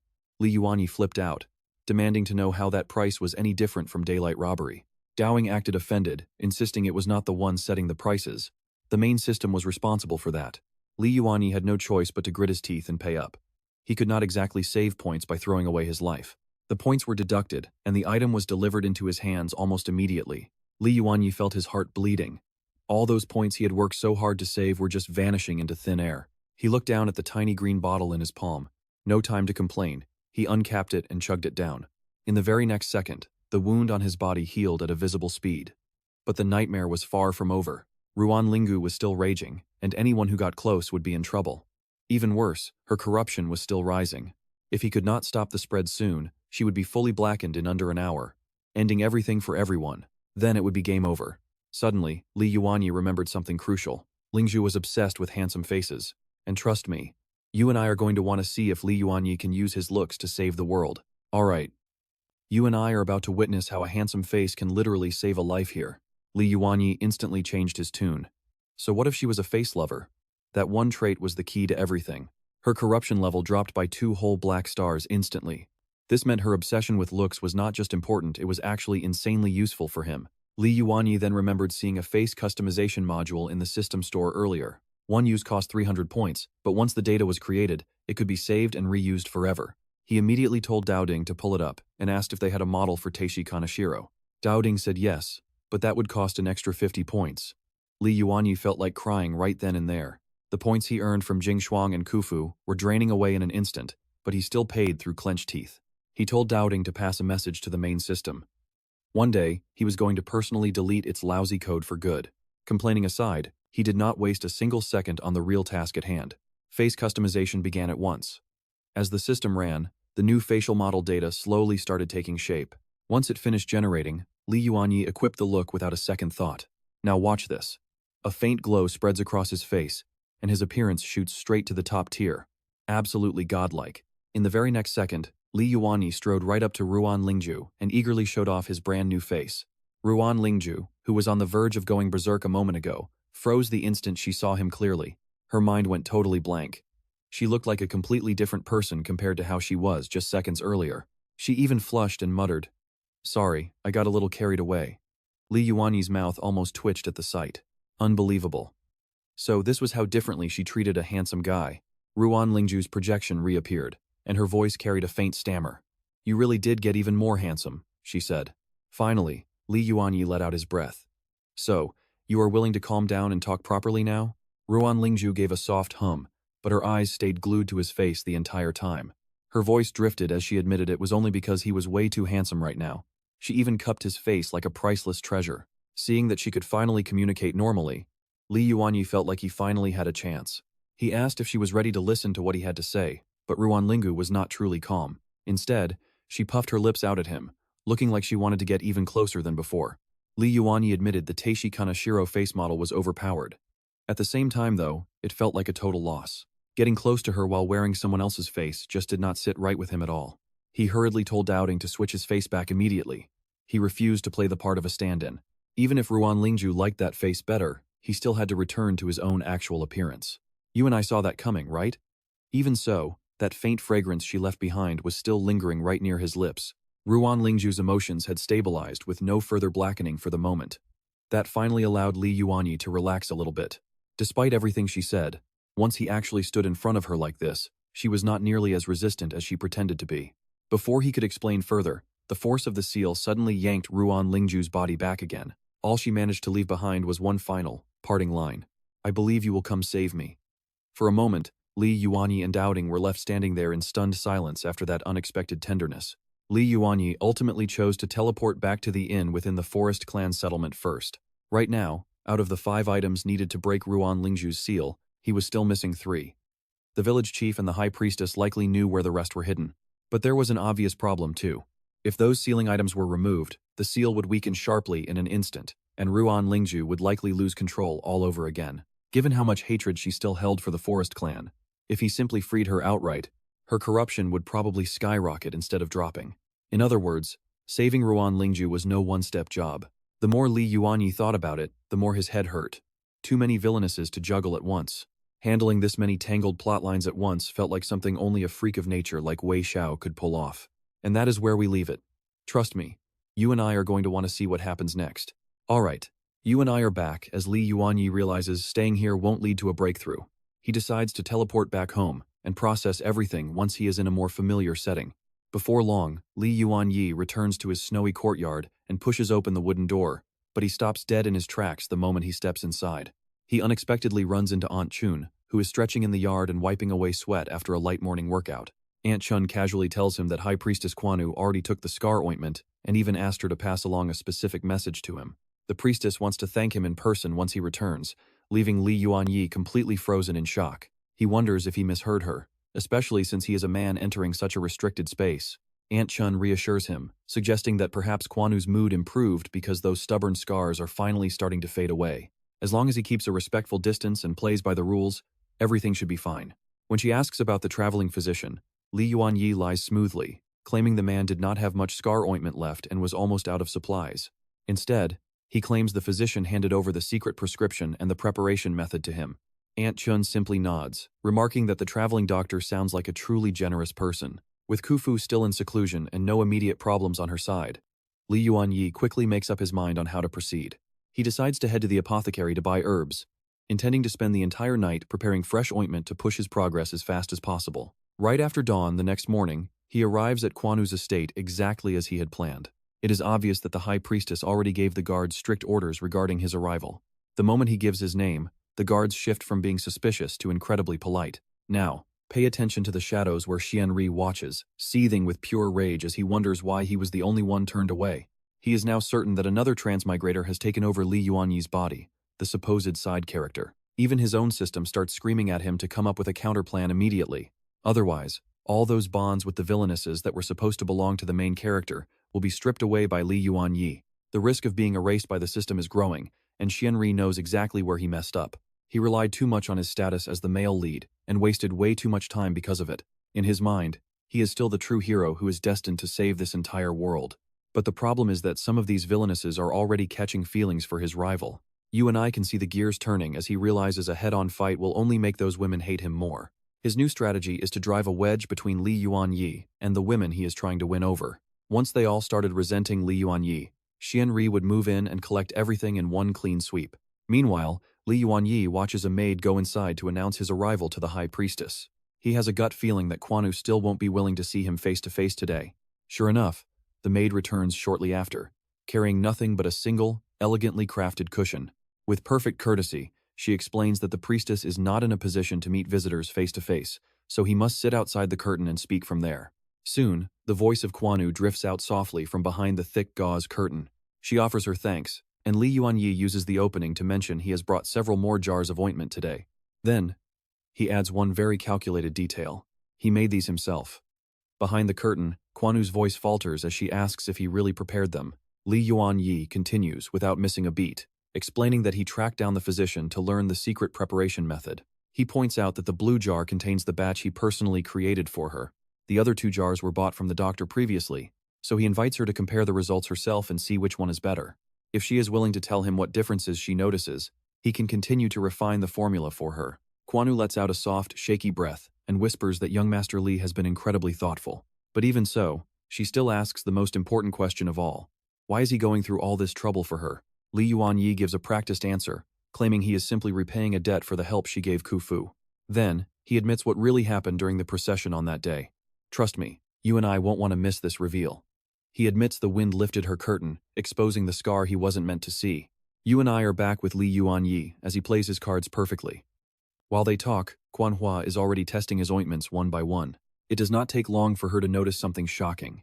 The medicinal scent of his balm is identical to the ones made by the palace physicians. Then, in that moment, Manhwa actually smiles.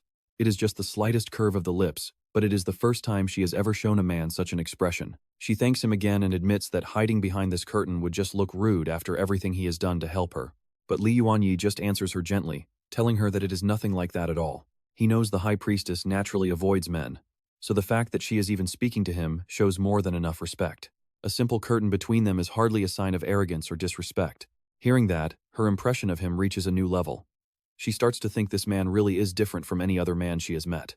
Li Yuanyi immediately feels her affection score jump by another 5 points. Combined with his progress from before, it finally completes a full heart. He has officially taken a massive, meaningful step forward on Manhwa's romance route. Now, stick with me, because that very night, Khufu's room suddenly explodes with a blinding, spiritual light. The surging energy slams her doors wide open.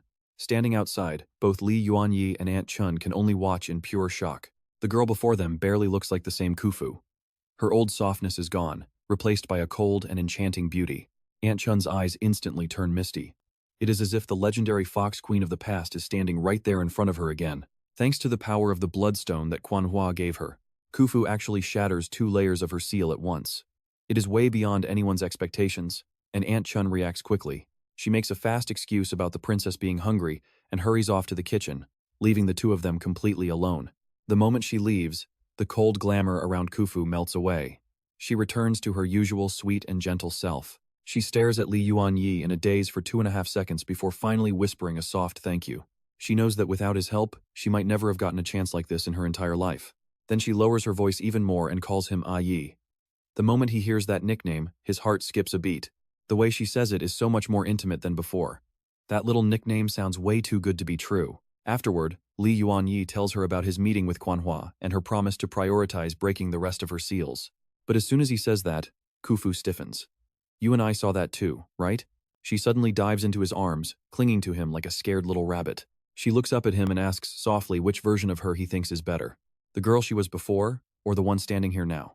Li Yuanyi freezes, then decides to tease her a little bit instead. He tells her it is way too dark out here to tell. She will have to come inside so he can take a proper look. Meanwhile, back at the estate, Manhwa had beckoned him closer and invited young Master Li to come inside and talk. Naturally, Li Yuanyi is celebrating on the inside. But on the surface, he still pretends to hesitate. He says he knows she dislikes men and fears his presence might offend her eyes. Hearing that, the look she gives him carries even more approval. But he knows he can't keep refusing her forever. A little bit of clumsy sincerity is exactly what a woman like Manhwa is far more likely to accept. He finally steps inside. The truth is, he purposely made this batch of ointment a little bit weaker than it needed to be. This way, he can naturally suggest repeated testing and gradual adjustments over the next few weeks. It is the perfect, logical excuse to keep meeting with her over and over again. After some talk, Manhwa decides that she will personally visit his house soon to continue testing the medicine. She even insists that she is the one benefiting here, so it is not fair to make him run back and forth every time. Besides, she can also use the visit to help Khufu unlock another layer of her hidden power. Li Yuanyi sets their first round of testing for 3 days later. After leaving the estate, he heads straight for the apothecary. He needs to buy some herbs to keep up appearances and make his story look real to anyone watching. He also picks up some tonics for Khufu. At this rate, he should gain another 2 pink hearts with the High Priestess very soon. He has finally figured out the secret key to winning her over. But watching from the shadows, Xianrui's heart is twisting in pure frustration and jealousy. Trust me, you and I are watching the real male lead lose his mind while our guy walks in and out of the estate like he owns it. Stick with me, things are heating up as Xianrui finally calms down. Li Yuanyi is only pressuring Chufu and Chuya right now. There was still just enough time to turn this whole disaster around. Xianrui realizes Li Yuanyi's main target is Guan Yu, and her deepest concern is the scar on her body. If he wanted to drive a wedge between them, that scar was the perfect target. He made his choice fast. The next time Li Yuanyi tries to help Guan Yu, he will sabotage the treatment and throw everything into chaos. Even the system, Handsome Ding, felt bad saying it, but it had to deliver the grim news.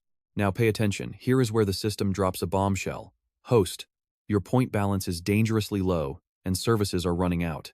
Xianrui instantly exploded, demanding to know how on earth he was supposed to earn more points. Handsome Ding hesitated for a long time before finally admitting the cold, hard truth. Right now, the fastest way to earn points is still the same. Keep winning over those villainesses. Xianrui cursed the system out, then gritted his teeth and ordered a list of everything he could still afford. As for the rest of his problems, he would just have to figure something out eventually. Okay, I know what you are thinking. He is desperate enough to lurk near Li Yuanyi's home and wait for a chance to strike. In the blink of an eye, the promised 3-day appointment arrived. Early that morning, Aunt Chun was already waiting for Guan Yu. Given Guan Yu's high status, it was basically unheard of for her to visit an ordinary home like this. Aunt Chun respectfully invited her inside, served her tea, and made her feel welcome. She explained that the master and lady would be out shortly, asking the high priestess to wait just a moment. Before long, Li Yuanyi arrives carrying the scar ointment himself with Chufu by his side. But the moment Guan Yu sees Chufu, she freezes. She can hardly believe her eyes. Is this really Chufu? Chufu, however, remains perfectly calm and composed. With a light smile, she answers, "High priestess, it is indeed me." Shock flickers clearly through Guan Yu's eyes. She could not help but remark on how drastically Chufu had changed in just a few short days. If the rest of the seal could be undone, she would finally witness the true bearing of Fox Clan royalty. Chufu replied with a graceful smile, saying she would cherish the high priestess's auspicious words. Their exchange flowed easily, and the atmosphere between them became unexpectedly peaceful and harmonious. Even Li Yuanyi, standing nearby, feels his spirits lift as a faint, sweet fragrance drifts past him. After that, Li Yuanyi took charge and brought the talk back to business, suggesting they test the ointment. He presented 3 different batches of scar ointment, each with a unique formula, and invited Guan Yu to try them. That level of careful preparation immediately put Guan Yu in a better mood. Then, the system prompt popped up. Affection increased by 0.2 plus a 50-point reward. Li Yuanyi takes that lesson to heart immediately. Sure enough, if you want to satisfy a client, the trick is never to offer only one option. Give them multiple plans. Not only did it boost her favor, but it also made locking in a decision so much easier. To his surprise, Guan Yu did not plan to test them here. She intended to take them and compare them in private. She said once she observed the differences in the effects, she would return and tell Li Yuanyi the results personally. But before he could even reply, the topic naturally shifted to the next layer of Chufu's seal. Guan Yu smiled faintly and explained that there was actually another reason she had visited today. She plans to help Chufu break another layer of the seal today. Hearing that, Chufu's eyes ripple with deep emotion. Her heart softens instantly. She feels like her big brother is always thinking of her, right down to the smallest detail. Why? Why was he always so good to her? In the very next second, one of the little stars above Chufu's head, which had already turned pink, shifts red once again. Even Li Yuanyi is completely stunned.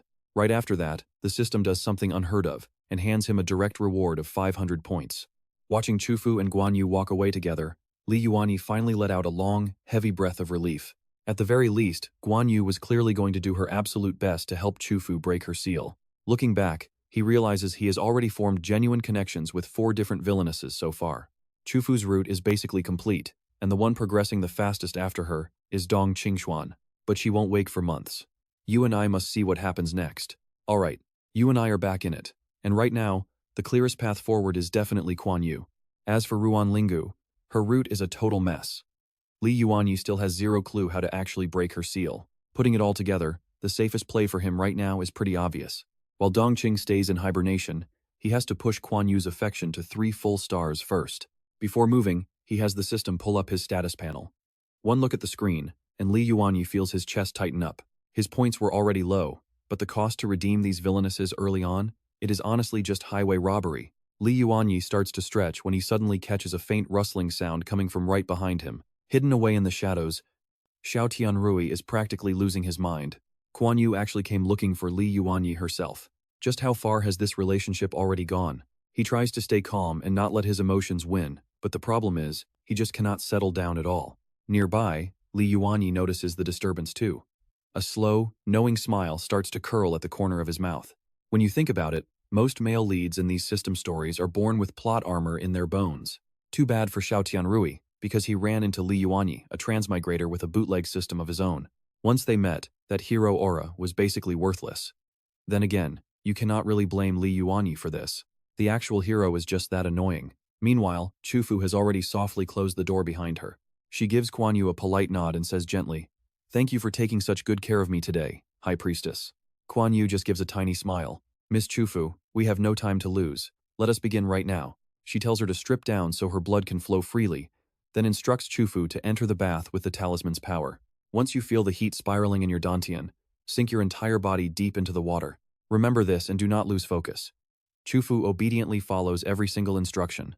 Just like Kuan Yu promised, the water gets hotter and hotter, but Chufu has to endure the burn no matter what. Soon, they form seals together under the water, hands linked as the talisman's force finally roars to life. In that very moment, all that energy condenses into a brilliant sphere of pure golden light. Now watch this through the glow. Chufu's seal finally appears, and those heavy chains wrapped around her are absolutely shocking to see. But immediately after, those chains start snapping apart, inch by agonizing inch. The second layer of her seal is gone. Chufu's presence brightens, her aura becoming cleaner, colder, and more dazzling than ever before. After a while, Kuan Yu is dressed again and slowly says, "Congratulations, Miss Chufu, your seal is breaking. Another layer of your restriction has been successfully undone today." But when Chufu does not leave, Kuan Yu pauses. "Is something wrong? Is there something else you need?" Chufu just hooks a finger, beckoning her. "Yes, come a little closer." Kuan Yu is still pretty confused. She steps closer as asked. That is when Chufu looks at her seriously and whispers, "I am truly grateful to you, High Priestess. Without your help, I would have no hope of breaking this." She pauses and gives a tiny, soft smile. "I just hope that from now on, we can stay by Yuanyi's side together like the closest of sisters." Outside, Li Yuanyi is literally just standing in the yard, doing nothing but enjoying the cool breeze. Suddenly, the system prompt pops up anyway. Kuan Yu's affection increased by 0.5, with a 100-point reward. You and I saw that coming, right? Actually, even Li Yuanyi is stunned. He hasn't even done anything yet. These villainesses are impossible to read. That is when he notices Chufu has changed even more than she did before. Her already stunning face now carries an even colder, more elegant kind of beauty. But no matter how much her look or her aura shifts, the one thing that never changes for him is how much she depends on him. No matter what she becomes in the future, she will always be that same Chufu, the one who throws herself into his arms and calls him husband while blushing. Meanwhile, back at the hot spring in the High Priestess's residence, Kuan Yu follows Li Yuanyi's instructions perfectly. Those 3 jars of ointment are meant for specific spots and very specific times. Using them exactly as told is the only way to make sure that scar healing effect is maximized. But wait, Xiao Tianrui heard everything. He is desperate, spending his last points on illusion incense, and trust me, you and I are about to see things get very messy. Alright, you and I are about to watch this supposed hero do something absolutely disgusting in the middle of the night. Shi Tianrui quietly pierced the window paper and let a sleeping haze drift slowly into the room. Guanhua was completely off guard, and her spiritual awareness quickly began to scatter under the thick, drowsy smoke. Once he confirmed she had no strength left to fight back, he finally relaxed with a cold, sinister smile. "Li Yuanyi, tonight I am making sure all your hard work fails by smearing this corrosive ointment on her back. Those fading scars will flare up again, and when she wakes up tomorrow, her fury will be legendary. With her own hands, she will help send you, the mere side character, straight off the stage forever." But then, out of nowhere, Li Yuanyi started laughing right behind him, even casually praising how creative the evil plan was. Just moments earlier, Li Yuanyi had caught this so-called true male lead red-handed in the act. The instant he saw him sneaking into the room, his temper spiked, and it was obvious what the snake was planning. He was trying to sabotage her using her old scars, and Shi Tianrui's expression instantly darkened with pure shock. He clearly had not expected to run into his rival at a time and place like this. Li Yuanyi just smiled politely, telling him in a calm tone that he really was not cut out for stealth. Every time he crouched on a roof, even a passing stray dog could spot him. Why was he here? Simple, and honestly, standing guard every night to protect Guanhua was worth it just to catch him on the very first try. Realizing he could not win the argument, Shi Tianrui's face sank as he prepared to use brute force instead. But fighting now would be walking into a trap, especially since the guards outside heard the noise and were already rushing over. Seeing the soldiers coming, Li Yuanyi did not panic at all. He just smiled and asked how he planned to fix this mess. Shi Tianrui hissed that as the true protagonist, he could not lose. In the next second, he forcibly triggered his system and activated a coordinate teleportation to escape the scene. Before vanishing into thin air, he threw one last hateful glare at Li Yuanyi. He swore to make him pay next time, leaving Li Yuanyi surprised by how fast the coward actually ran away. Regardless, the only thing that mattered was that Guanhua ended the night safe and completely unharmed. If she had been pushed toward darkness again, he would have made him pay. Just then, the guards finally stormed in, but all they found was Guanhua sleeping sweetly in her bed with no sign that anything had happened at all. By that time, Li Yuanyi had already teleported himself out into the quiet city streets to think. But here is the part you and I need to watch out for. Things are about to get a lot more complicated. He realized the true male lead had analyzed the redemption routes and decided to play dirty once he got truly desperate. Since the villainesses already liked him, any direct attack from the hero would only make them hate him more. His best move was to drive a wedge between Li Yuanyi and the girls, which meant one very dangerous thing. Once the lead genuinely decided to get serious, the situation would become much harder for everyone to handle. From now on, Li Yuanyi would have to be careful. The scene shifted to a small inn across the city. Shi Tianrui flashed back into his room in a miserable state, his chest burning with absolute frustration and rage. He was supposed to be the chosen one, so why was he being outplayed by a mere side character? Suddenly, a green python coiled itself around his wrist. He jumped in shock, shouting at whoever was in the shadows. In the next second, the mysterious Aoyuan revealed herself from the darkness. Her presence was so overwhelming, it felt hard to breathe as she stared him down with a cold gaze. Before we do anything else, answer me one question. What exactly is the deal between you and Li Yuanyi? Handsome Ding sounded the alarm, warning Shi Tianrui that he could never expose the existence of the system to her. But Ao Yuan looked like she had been watching him for a while, noting that he had been obsessively following his rival. As far as she knew, Li Yuanyi grew up with the werewolf tribe since he was a child. Shi Tianrui, however, just appeared out of nowhere one day. They should have nothing in common, yet he targeted him constantly. Naturally, she was curious, and Shi Tianrui's heart sank instantly. He snapped back, asking what it had to do with her, while desperately wondering who this woman actually was. He could not find a trace of her in the original plot, and even Handsome Ding was clueless. Trust me, you and I are going to want to see who she really is. Alright, you and I are about to see Aoyuan look right through his soul. She claims both he and Li Yuanyi have some invisible friend that seems to be helping them out all the time. Xianrui felt a chill down his spine. This woman was way too sharp and dangerous. She might not know what a system really was, but she could still sense that something abnormal was definitely there. A faint smile flickered in her eyes as she added that she could already tell. Both Xianrui and Li Yuanyi seemed to have a mysterious presence. Whatever that unseen ally was, it clearly possessed some extraordinary and incredible abilities. She was even curious about meeting it herself, which only made Xianrui's massive headache even worse than before. He couldn't tell what her motives were or whose side she was on. But one thing was certain, he could never let her learn the truth about his system. He had to deny it outright, insisting there was no invisible friend at all. He claimed that everything she had witnessed was simply his own raw power. The moment she heard that, Aoyuan rose to her feet and her tone turned icy. In that case, you're just useless to me. His heart tightened as he asked what her plan was. Aoyuan just gave him a calm, sideways look and told him to relax. I know you can disappear without warning. If I truly wanted to kill you, it would actually take some effort. Besides, we have no personal grudge. I can't even be bothered to fight you. Seeing she wasn't attacking, he tried for an alliance. Now pay attention, this is where his pride gets absolutely shattered as she cuts him off entirely. You don't even know what I want. What makes you think you're qualified to strike a bargain with me? She looked him over with pure contempt. Honestly, in the sorry state you're in right now, you're not exactly persuasive at all. Xianrui's face turned green from the pure humiliation. All he could mumble was that he was handsome, but she just clicked her tongue in disgust. She has no interest in losers. That was the exact moment Xianrui truly broke inside. How had the legendary main character fallen so low that even this snake woman looked down on him like this? Meanwhile, Kuan Yu finally identified which jar of scar ointment gave her the best result. Li Yuanyi suggested they standardize that exact formula and start producing it in large batches immediately. He also promised to personally deliver the next batch right to Kuan Yu's private estate. Kuan Yu answered with a soft smile, and her affection for him grew even stronger. Still, Li Yuanyi understood the current situation clearly.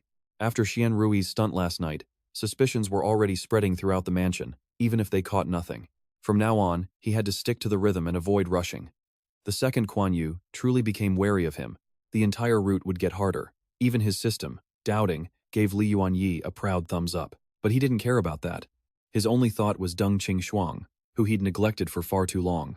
He told the system to activate the coordinates. While his master was busy cultivating, he took the chance to visit the place where she was hibernating. He entered the cave and froze.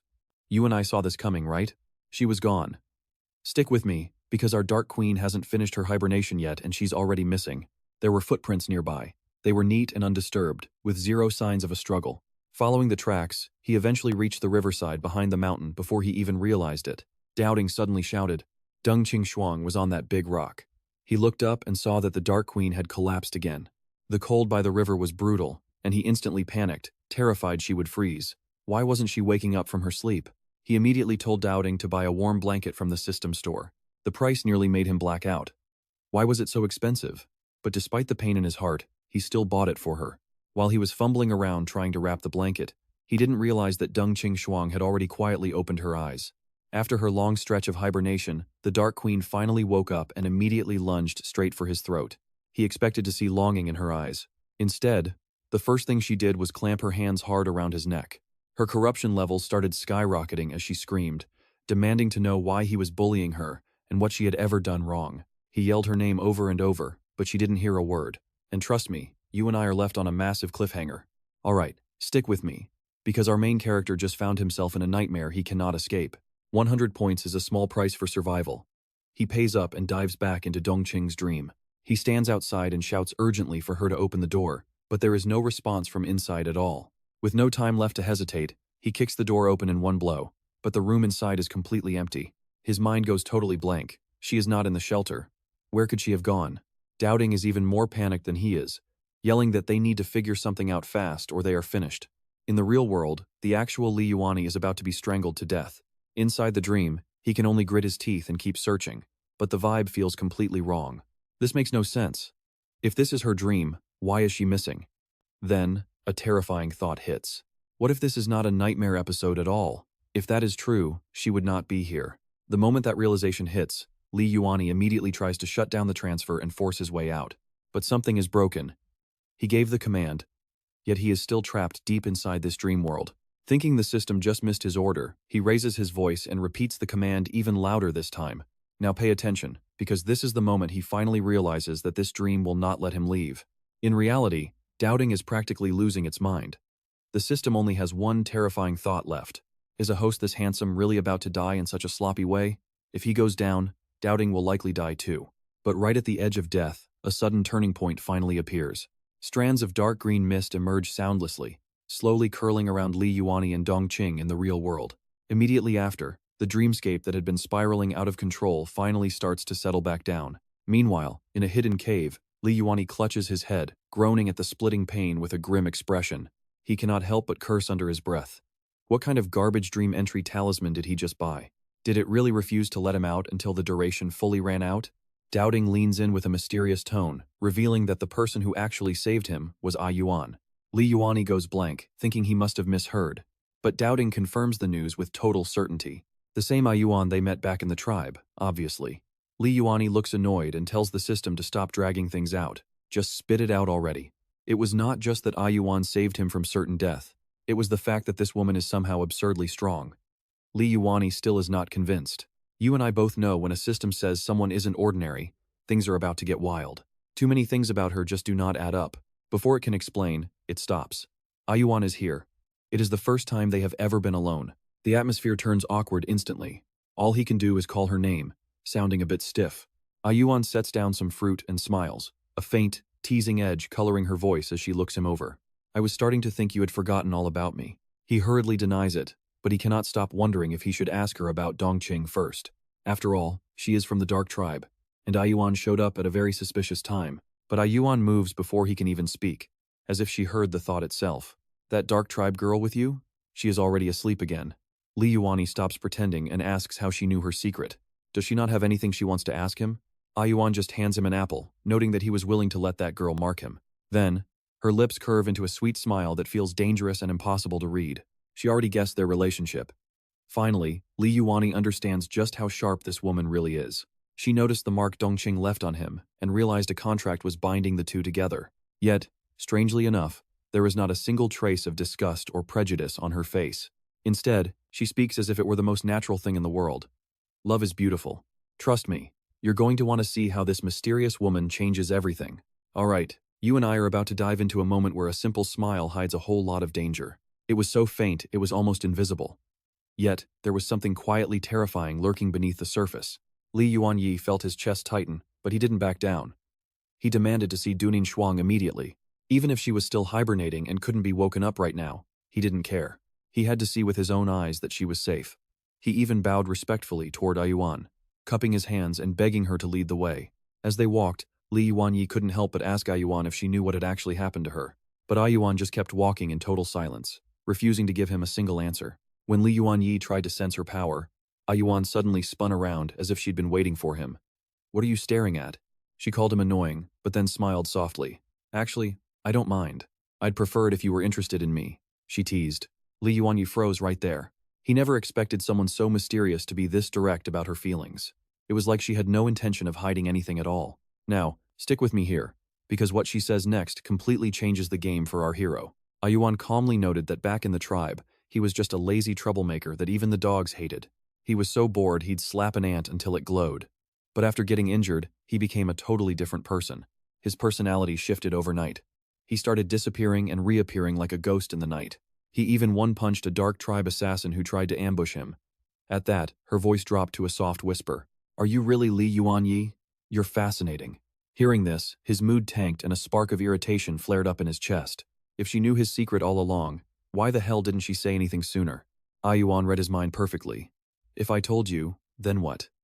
After that, she noted, more and more women started flocking to his side. First Chufu, and now Dunin Shuang. She touched her warm cheek, though she sounded as calm and composed as ever. Chufu is his maid, so she could at least wrap her head around that connection. But those other ladies had no link to him. Yet, he still went out of his way to please them. Her sharp intuition made his skin crawl. She looked him in the eye and whispered that he must have a hidden motive. "You and I both know he's using coordinate teleportation. But how did she know? How did Ayuan know so much?" She dodged his confusion on purpose and suddenly shifted the conversation to the task at hand. They reached a nearby cave to check on the dark tribe girl they'd been looking for. But no matter how much he called out, she stayed trapped in a deep sleep, showing no signs of waking up. Ayuan realized he was planning to take the girl back to their original survival shelter. She warned him against it, saying that Den might not be safe. Taking her back there would be a massive mistake. He needed to find out why she was by the river first. Li Yuanyi agreed completely, but his suspicion toward this mysterious woman only grew stronger. He decided to test her. "If you aren't going to stop me, Miss Ayuan, then I'm taking her with me now." He knew someone as powerful as Ayuan could track him down in an instant, so he quietly asked his system, dotting, if it could figure out what Ayuan's true identity really was. The system searched its database, but came back with nothing. It had no idea who she was. Li Yuanyi was speechless. He wanted to scream at this useless system for being so incompetent. He asked if she was at least a redemption target. The system checked and listed characters like Funjin and Yiyan Yihi, but not Ayuan. There was absolutely no character named Awan among the targets in his mission list. His head was spinning with questions. For now, he pushed the confusion aside and ordered the system to teleport them to the outskirts of the forest. Meanwhile, back at the courtyard, things were starting to get tense. Chufu stopped her meditation and asked Achun where the master had disappeared to this time. Achun thought for a moment before answering that she hadn't seen him since early morning. Maybe he went to see High Priestess Kwanu at her massive estate. But Chufu frowned. Something felt off. The math just wasn't adding up in her head. And trust me, you and I are going to want to see how he survives this web of suspicion.